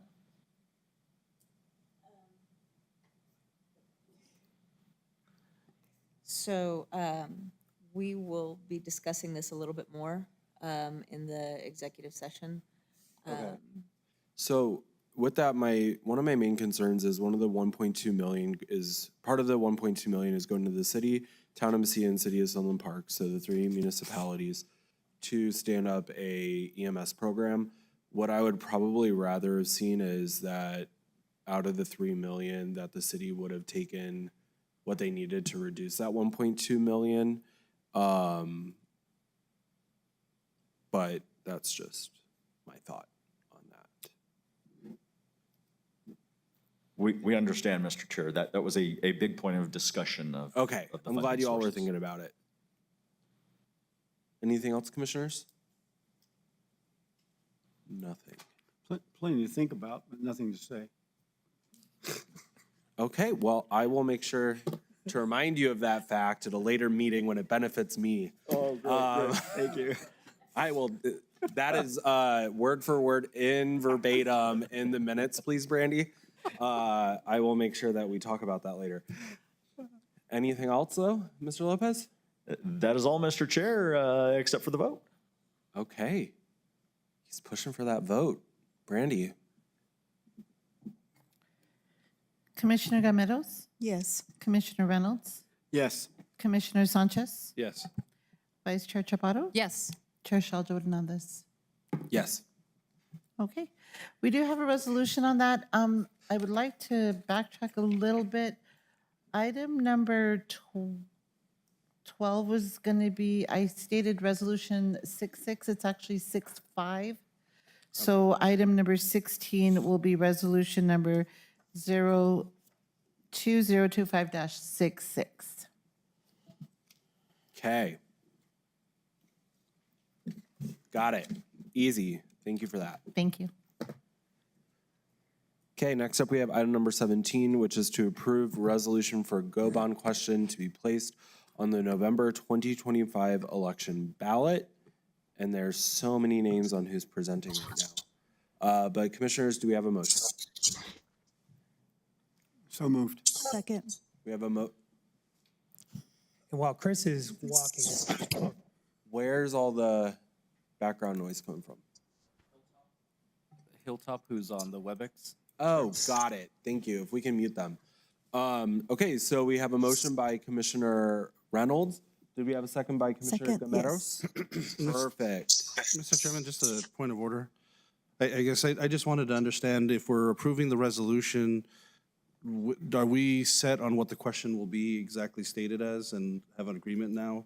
Or is that could be amended as we go on? I think it can be amended as we go on. We just haven't been doing discussion on resolution items unless we approve. Absolutely. No, I just wanted to make sure, like I said, before we move, I just wanted to. Yep. Nope, you we can so much. amend it as we can have 55 amendments on this if you really wanted, Commissioner. We'll go through that. But good morning and welcome. Good morning, Mr. Chairman, Commissioners. Chris Muirhead with the Model Firm, your public finance or bond lawyer. The resolution in front of you is related to a possible general obligation bond question to be on the November 4th, 2025 election, to submit to the voters a question, and obviously there's some discussion related to improvements for recreational facilities, parks, and county buildings.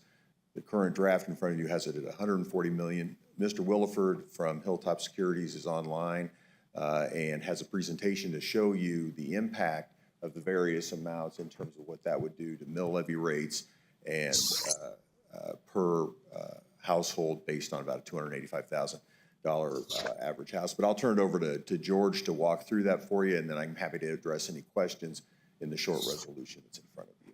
Thank you, sir. Welcome. Thank you. Apologize, I couldn't be there in person. Hopefully everyone can hear. And I cannot control this presentation, so I'll have ask someone to handle the slides for me. But we put this together. This first page reflects the assumptions or key dates that are kind of incorporated. Bond election being November of 25. Planned issuance would be early 26. And so the first payments would not occur until March 27, and then, in fact, the first principal maturity September of 27, so that the levy could be in effect and in place before debt service commenced. The next page, if you could, that's the existing debt service on the Series 2013. You see it's roughly 500,000, slightly below, running through 2034. We could go to the next page. What we did working with Ms. Dawu and others is modeled based on assumptions, and the most recent word we had received was that the commission might be looking most likely at around 140 million, but we retained kind of the range that we had been evaluating or running numbers for, ranging from 100 million to 170, but I will just focus on the 140 million, which is the middle line going across there. And what you'll see is that the annual debt service, and it says on new issuance, but that should really say after new issuance, the aggregate annual debt service would go up to around 11.28 million for 140 million, and with a 20-year repayment on the new debt. And you'll see that the total required levy for debt service, and this is based on a valuation of $6 billion, which hopefully with this upcoming valuation may even be a little higher, and then over time be expected to increase as well. But to be conservative, we were using $6 billion of assessed value.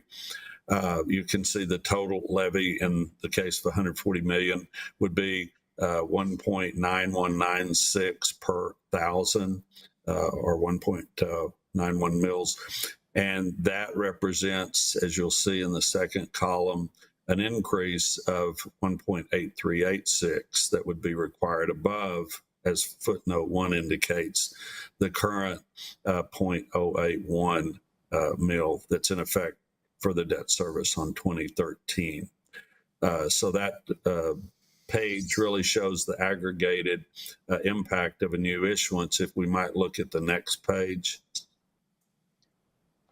What we tried to do is reflect with respect to an individual property, in this case, a homeowner, for example, what the impact would be. And so we were using a value which I assume reflects more or less the average home value in the county, $285,000. That's market or overall appraised value. The assessed value would be literally 1/3 of that, so $94,000. And so if in the case of 140 million, as we said before, the increase was 1.8386. Multiplying that out, the increase in annual tax in that case would be $172.92. On a monthly basis, for example, if someone was paying their taxes incorporated into their mortgage payment or whatever, it would represent an increase of about $14.41. That's the increase above the current tax. Behind that page, we have literally 5 schedules, which are the detailed models for each of those amounts. And you can see that, but I won't go into the detail on those, but that's where the total required tax levy and the resulting increase was pulled from. But with that, I would also be glad to answer any questions the commission might have. So really quickly on, that was trippy. So really quickly, I see that on a lot of these schedules, the mill rate does tend to fluctuate over the years. Can you talk about that a little bit more?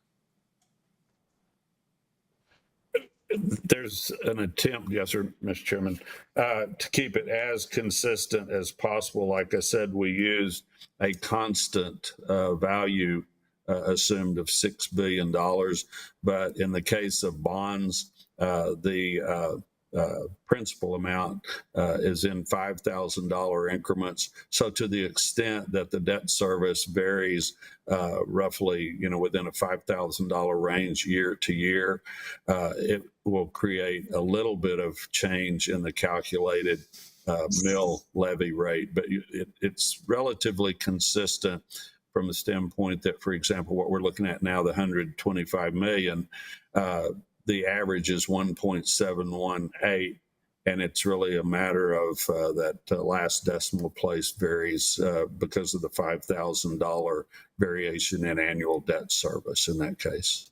If that answers the question, I hope. Yeah, and then currently on our current outstanding debts, is the mill rate, is the last decimal on the mill rate, does it change as well currently for the county? Or is it pretty standard?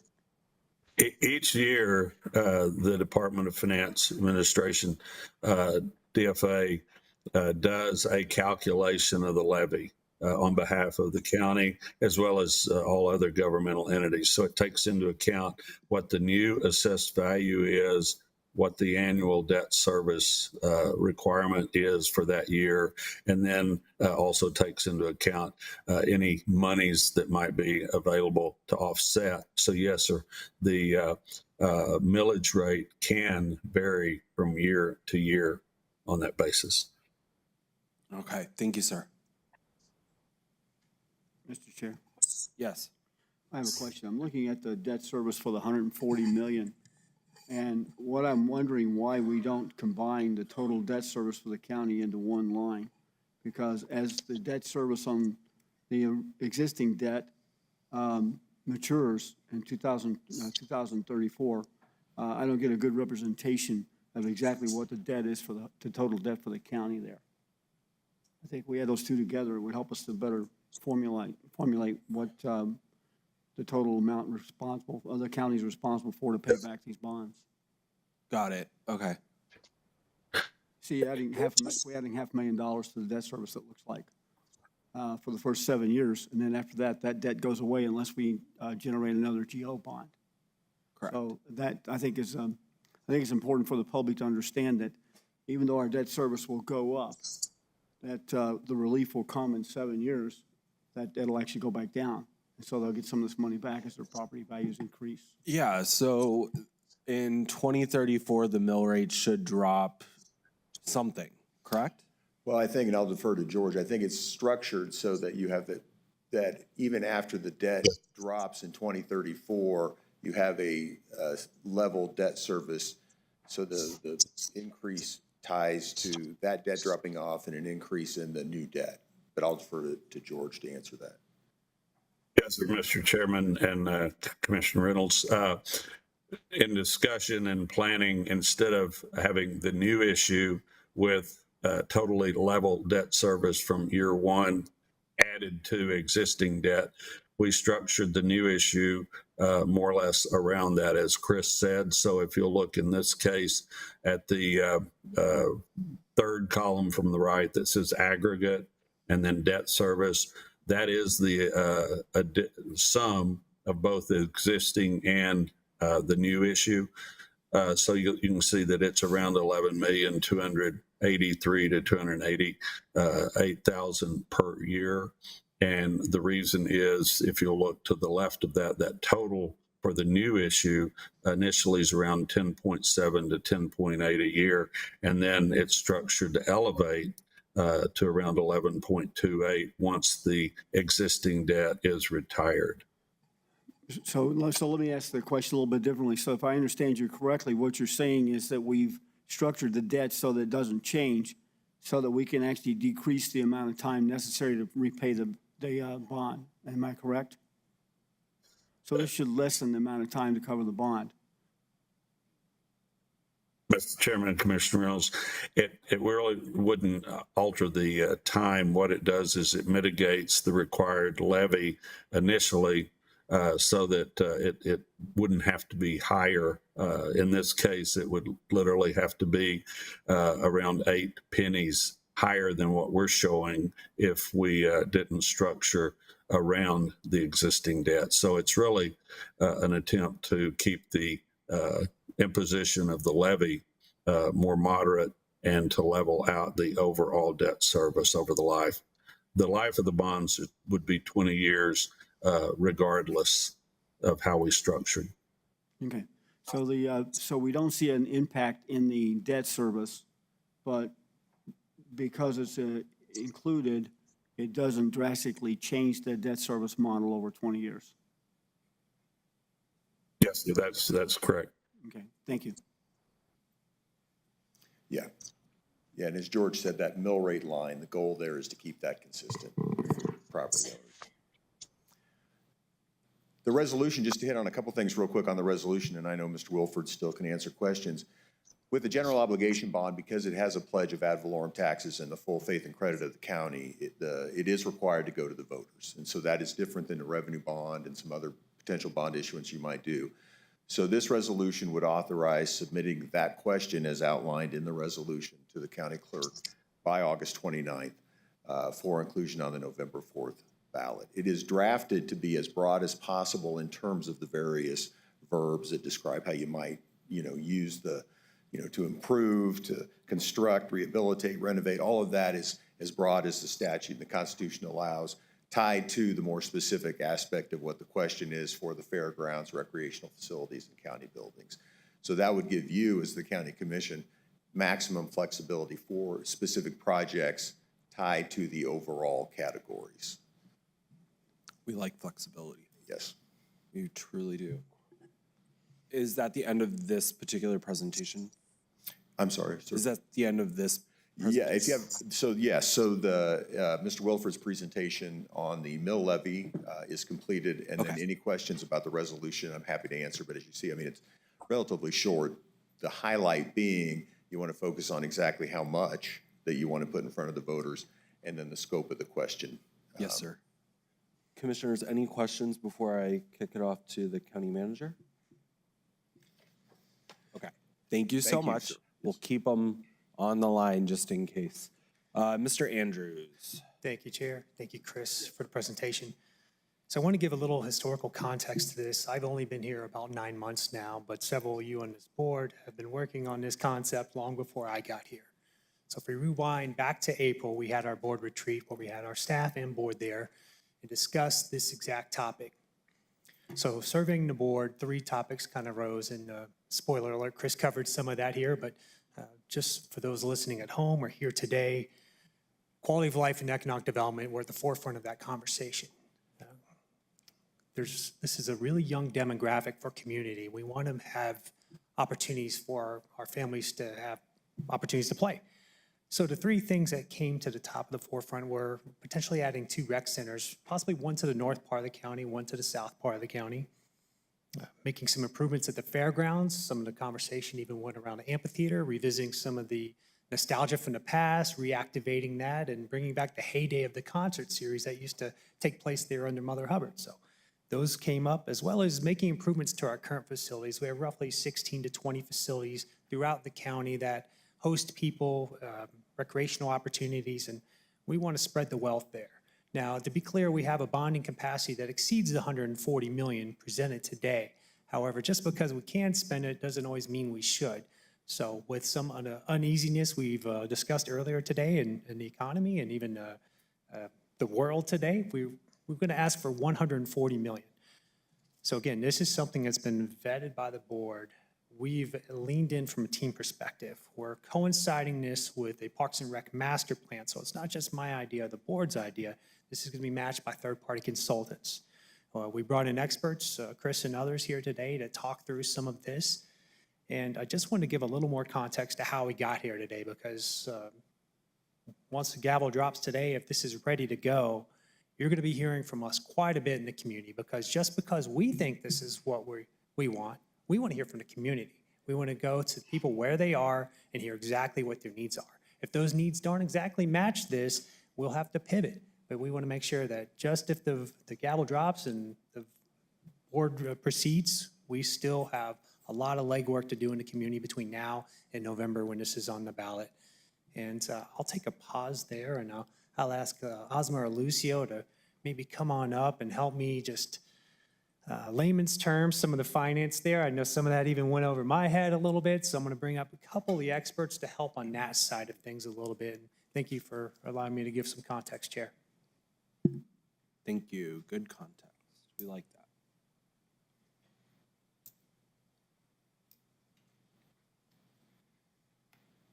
that. Good morning, Mr. Chair, Commissioners. Lucio Luttrell, Budget and Research Officer, and Asma Dawood, Finance Director. So from this presentation, I know everyone's looking at seeing a lot of numbers, but we really, I went a little too far. Can we get that started again? We really want the public to focus on one of the slides that talks about the impact to them. And one more. And so this is the slide we really want them to focus on, because it really talks about how much their property taxes are going to increase. And so when you look at the other slides, it's amort schedules, but this is the slide. So if the board wants to proceed with $140 million, the impact to them is $173 for the year in their property taxes on average. So that's based on the average market value of a home. So we want them to focus on that. The amort schedules is more of an internal thing for us, debt service payments. And we wanted to try and relate that to what the public experiences in their personal life. It's similar to the car payment, the amort schedule to pay off debt for a car or their mortgage. And so to try and simplify it, that's what we have. We love this slide. This is the slide we needed today. So just to kind of go over it from the dais as well, and our median household is $285,000. We tax at a third of the market value, which is a taxable property value of $94,000. And then we have our bond issuance. If we take out $100 million, $125, $140, $150, or $170, with the increase to the levy rate, which is the annual increase, which brings out the monthly increase to the property owner or to the household, right? So for the $140,000 or $140 million would be a monthly increase to their taxable mill rate of $14.41 for everyone in that home. It's the homeowner. So thank you for this slide. I think this is what we all really needed to see right now. So thank you. Great work. The best slide I've seen in years. That's great. Mr. Chair, may I make an observation about this? Of course. Thank you. I'm going to talk now. That's okay. I won't use it today. As I look at this, I have to put it in perspective of the things that I do. And I'm looking at about 12.5 eggs a month, okay? It's about $12.40 for a couple of dozen eggs, or one meal at McDonald's. So, I mean, when you think of it that way and put it in that perspective, it's not a huge increase to anybody's budget. If you eat out once a month, I mean, you basically cover the cost of what this is. If you buy an extra couple dozen of eggs at the prices they are today, that's what we're talking about here, is increasing your payments to that much. So it shouldn't be that much of an impact on everybody's home. That's all I'm suggesting. Thank you. Okay. And just a quick question, and I might have like blanked on this, but the BOCC has not done a bond ever? Well, Correction.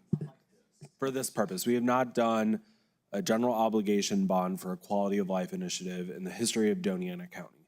So this is something that can really jettison us into some really great quality of life initiatives that, you know, we've all been really wanting here in the county. So I'm really excited to see this. I think I've read this resolution 27 times, mostly because my anxiety has really triggered with this one. So believe me, it's a really great resolution, and I'm really excited to support this. You know, it's really crazy how one little paragraph in a two-page resolution really hits home, but plan, design, develop, construct, rehabilitate, renovate, expand, furnish, equip, enhance, and otherwise improve and acquire property and equipment for fairgrounds, recreational facilities, and county buildings within the county, which are all things that the residents use. We all cherish them every time I drive by the fairgrounds. I have a home there because I go there with my family for events, Southern New Mexico Fair, and all those things. So the things that I think about when I think of county are in this, and that excites me. So I'm excited for this. Commissioner Sanchez. Thank you, Mr. Chairman. You know, one of the things that, since I've been on this board, is that we've been able to really invest in this county. But the only reason why we were able to invest it is we've had to piecemeal so many projects over the years through capital outlay. So without our legislative partners, we wouldn't be able to do this. But I think when you look at what the funds we got through ARPA were able to do for us, that we got after COVID, the biggest flood project in the county's history is being done in District 4. That's been on. We've had this idea for many years, knowing we were needing it, and we were finally able to do it because it was such a large project. But we finally had money from the federal government to do that. And the only reason I bring that up is when we have the ability to have funds, we can truly invest in this county, in our people. I know we're asking people to, it's going to impact them as well, but I think it's an investment for the first time. As the chairman noted, we're trying to do more. And I think it's really important, as, you know, I think we talked on potential concern with the economy, but the reason why we should be doing it now is that we need to improve the quality of life for the residents that are here and for the residents that could come and the businesses that could come. Because when people want to relocate here, they want to know what are the services that we have here? What are the amenities that we have here? And so I think I'm excited that I know there's gonna be a lot of work that's gonna come after this, if this is approved. But like I said, I want the people to know we're trying to invest in them. And yes, I know, like, one of the things I'm really excited about is the potential for an amphitheater, because if you know, growing up here in Las Cruces, we used to get amazing shows, right? I mean, I go back, I happen to look back in like the 90s when we had at Aggie Memorial Stadium. You had Metallica and Guns N' Roses, you had Paul McCartney, you had the Eagles, you had in the Pan Am, we had Kiss, we had I mean, you could go on, and a lot of that was with a lot of credit to Miss Barbara Hubbard, who had these amazing connections. But this used to be a place to come. Now we have to go to, if we're lucky, we'll go to El Paso. But people here in Las Cruces have to go to Albuquerque, Phoenix, Tucson, Houston, Denver. If you want to see a good concert, that's just one thing. And I know that's just one piece of this, but it's just an example of how we can differentiate ourselves again and really start bringing more in for our community. Because that's one of the things I continue to hear or see on social media is, what is there to do for us? What do we do here? We don't even have a bowling alley. We don't have this. We don't have that. So, like I said, this is, and it's even worse for the people in the outlying areas who could really benefit for a lot of this. So I'm excited. I'm excited because this is the first time we get to hopefully develop this big vision of what we see for Doña County and stepping in for the next decade or two and where this will put us. So thank you, Mr. Chairman. Thank you. Well said. Mr. Chair. Yes. Commissioner Vice Chair. Sanchez, you forgot Prince and Tina Turner. Oh, thank you. But anyway, I just wanted to add to what the commissioners stated previous to my comments. I just want to assure the public that we will be getting your input, what every district what every community needs, because the needs differ from district to district, from community to pueblito, from pueblito, whether it's a community center or rec center or more lighting on streets or whatever you all think is important, and we will follow that. I want to assure you that it's not going to be what we want, but rather what you want, and we will support what the communities need. Thank you, Mr. Chair. Thank you. Mr. Chair? Yes, Commissioner. Hi, I just want to let you know that this passes, I'm going to have community conversations in my district with every one of my communities, because I want to know what they would like to have this bond invested in. Of course. That's perfect. I don't know if anyone does the Las Cruces Community Watch page, but it kind of fits because last week there was a post that had like 500 comments, like 26 shares asking why there's no pool, a public pool off of 70. Like 500 comments. Like, why do they not have this very simple kind of thing that just, what do you do with your kids in the summer? They sit in the air conditioning and play video games all day? Like, I yell at my kids, like, go walk the dog, but there's not a lot. And I think this is one of those things that we finally get to invest in the community to kind of bring awareness that, we're not just Joe Schmo on the corner. Like, we are the second biggest county in New Mexico. We are next to the largest drivable city in New Mexico, which is El Paso, which is closer than Phoenix and Tucson and anything like that. We are a huge, tri-state region, and our communities deserve these amenities and these quality of life things. So I am so excited to call for the vote on this one. But unless any other commissioner has anything to say, okay, any public comment? I feel like it's one of the, okay. I get to call for the vote. Brandy, go ahead. Commissioner Gameros? Yes. Commissioner Reynolds? Yes. Commissioner Sanchez? Yes. Vice Chair Chaparro? Yes. Chair Shaljo Hernandez? Yes. The resolution number to this item is 2025-67. It's a big resolution I number. feel like we should clap or something. We should clap or something. Yay. Okay. I see the headline now as it's written, PIO office, as county chair calls for the vote for the, no, I'm just kidding. Just giving you some highlights there. Okay, next up are we still wanting to call a break really quick for you? 11:20. Yeah, I can get through a LITA thing in 8-9 minutes. Okay. Number 18, which is approve an ordinance repealing LITA ordinance number 304-2019, the Boutique Unlimited Doña County. Do we have a motion? I'll move approval. Second. okay, my Commissioner Gameros my mic wasn't and on. Commissioner Reynolds. Oh, my God. Sorry, Sanchez. Welcome, Ms. Denise. Good morning. Denise Carter, Interim Economic Development Director. I don't know if you all have any questions. I do want to acknowledge our community partners in the audience. We have Mavita and the New Mexico Economic Development Department, and we have a representative from the company as well, Mr. Glenn Astro. Okay.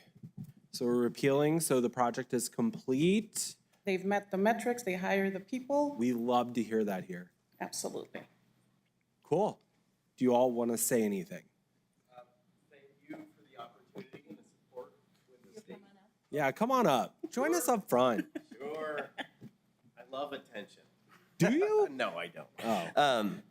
I just wanted to say thank you. It was wonderful to be able to be a part of a project that we came together and we successfully reached an obligation and a goal together. So that's huge. Thank you again for working with us. Yeah, and this was originally done in 2029, so that's awesome. We love to 2029. That's out there. Yeah, so that's great to hear. Thank you for joining us today, and we're excited to close it out. Perfect. Thank you. Cool. Anything else, commissioners? No? We're good? Okay, cool. Brandy, go ahead and roll call us. Commissioner Gameros, Yes. Commissioner Reynolds, Yes.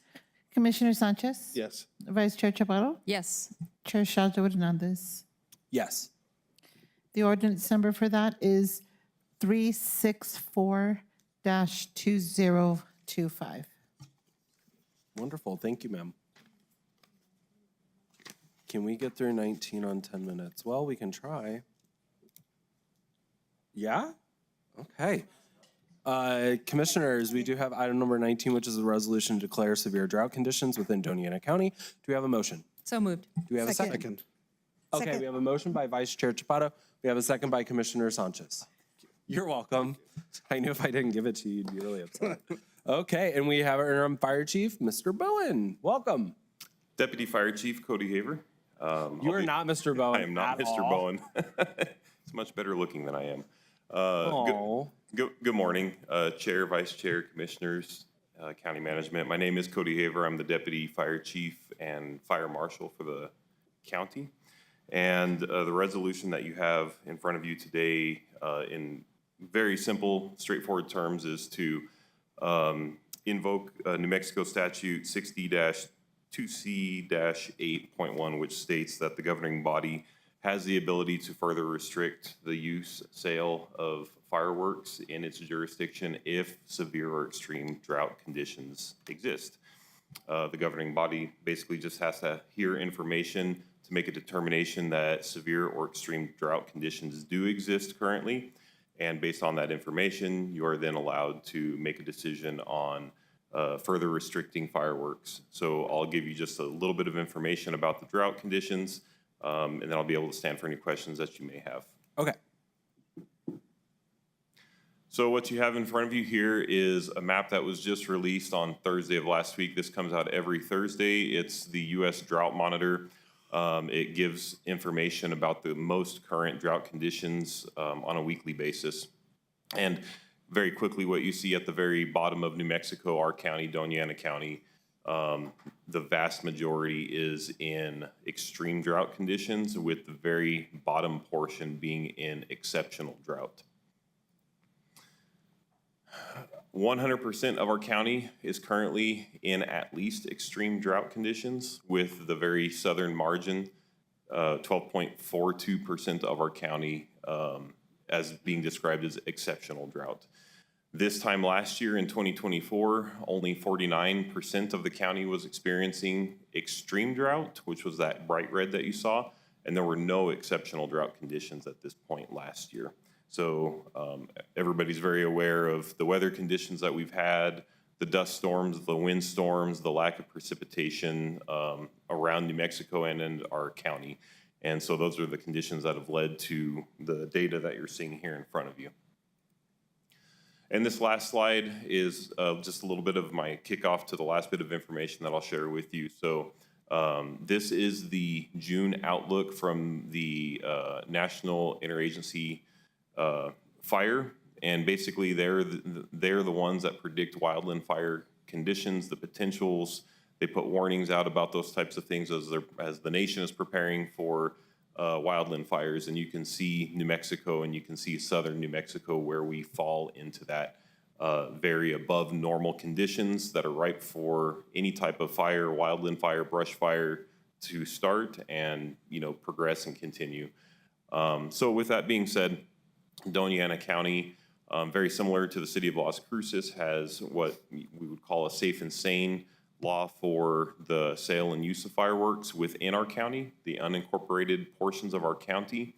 And basically what that means is that cones, fountains, flittering devices, those types of things are available to buy and use, but such things as firecrackers, ground audible devices, and aerial fireworks are not allowed to be purchased, sold, used, or have in your possession here within the jurisdiction of Doña County.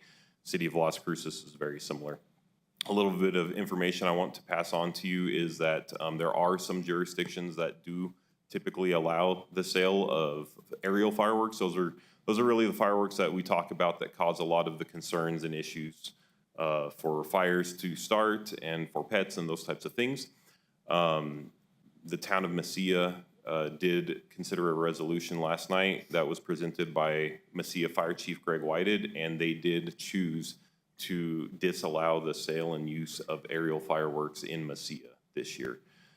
So the resolution that you have in front of you is very similar. It's under the same statute that New Mexico allows for the drought conditions to prompt the commission to further restrict fireworks.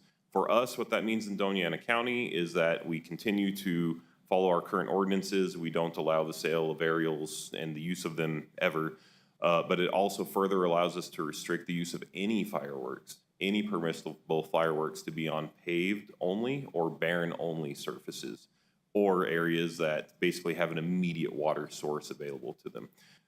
So in Doña County, we have some wildland type areas. We've got bosque, we've got brush, we have areas that have vegetation on them, farmland, all those types of things.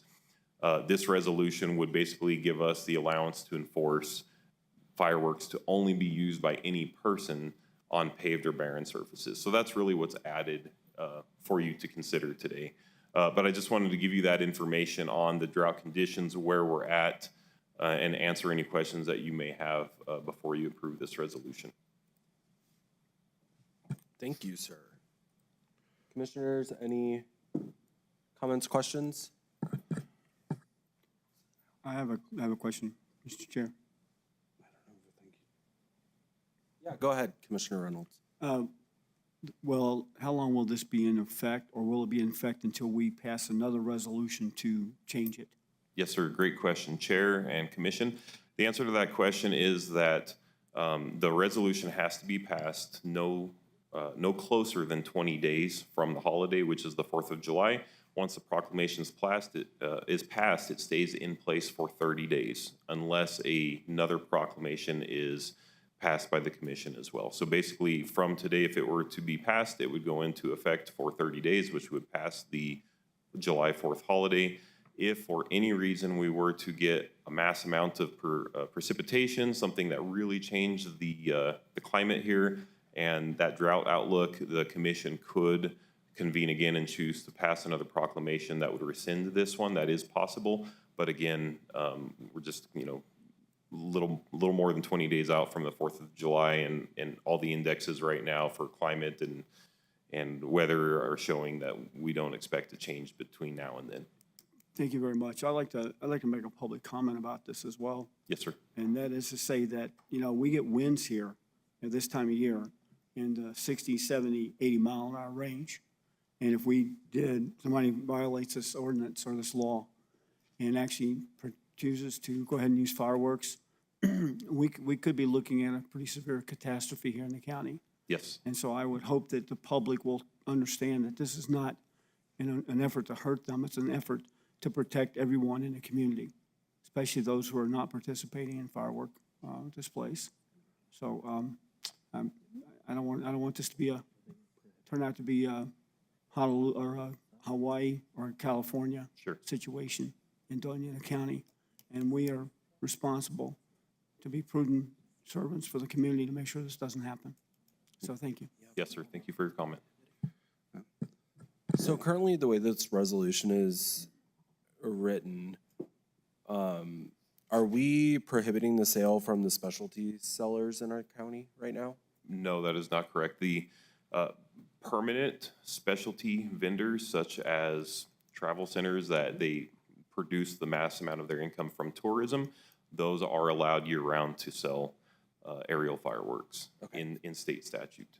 So this is basically just prohibiting anything off of pavement? That is correct. Okay. Yes. Okay. Then I'm good. I don't need to do anything.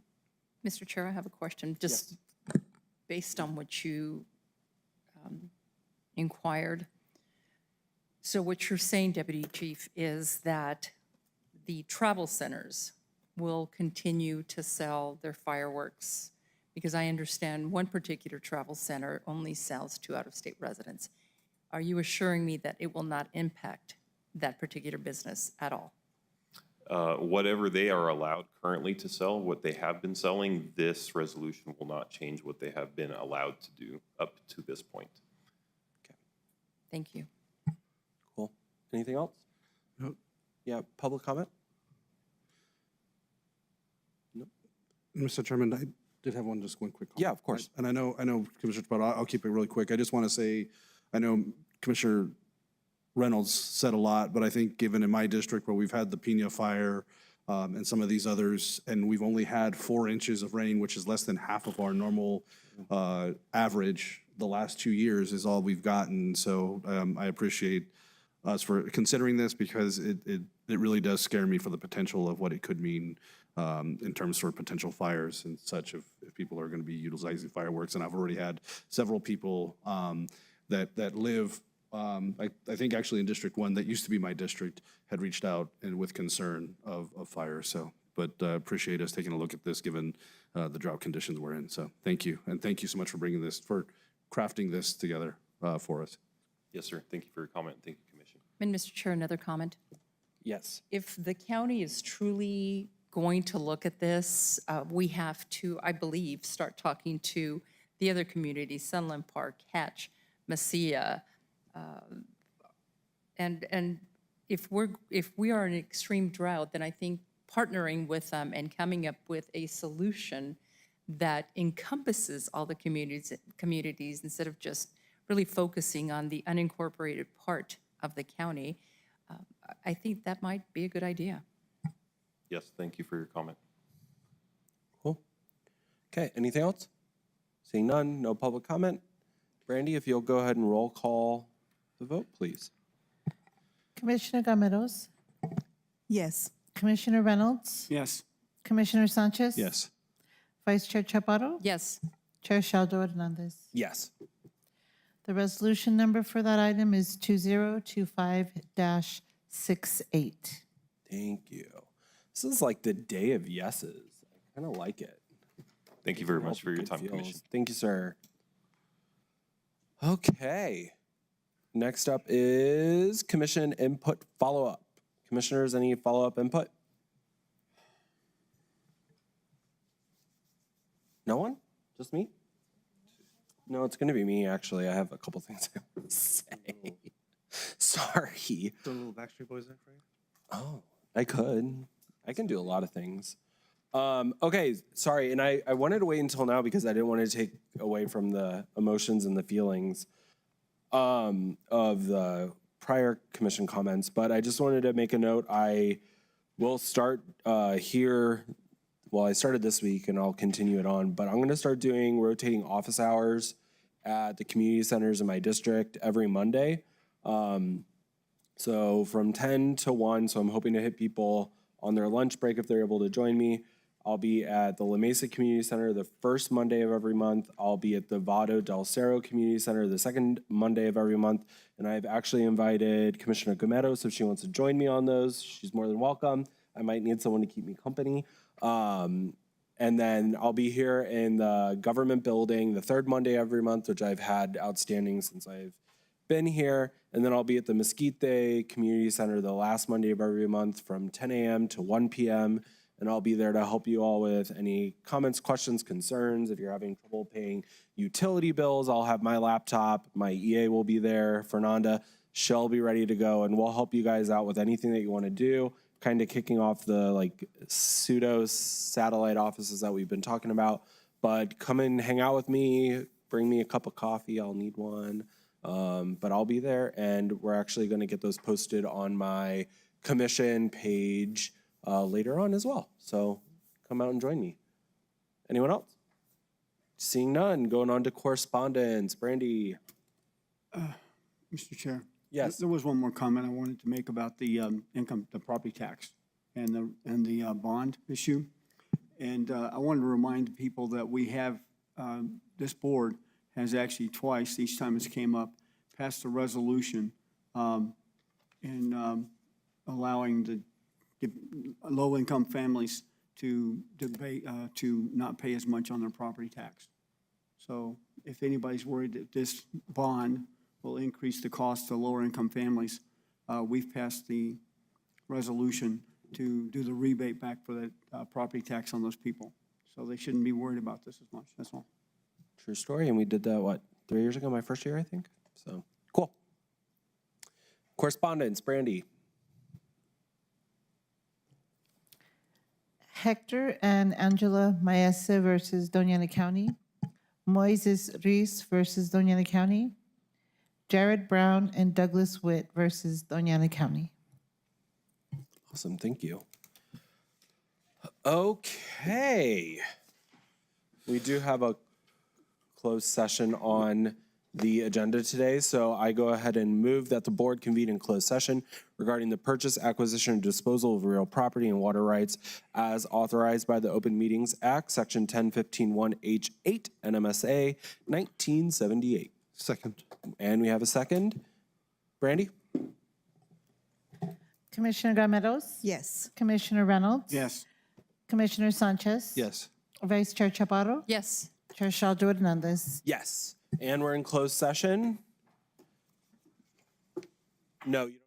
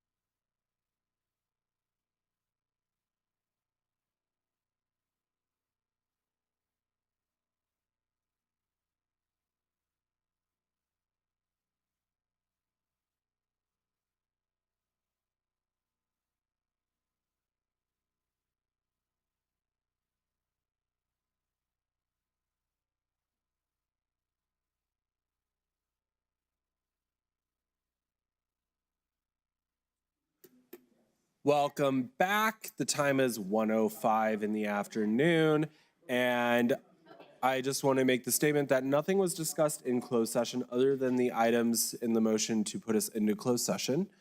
And we are back, and it is 1:05, and we're going to go ahead and call this BOCC meeting adjourned. Thank you for joining us.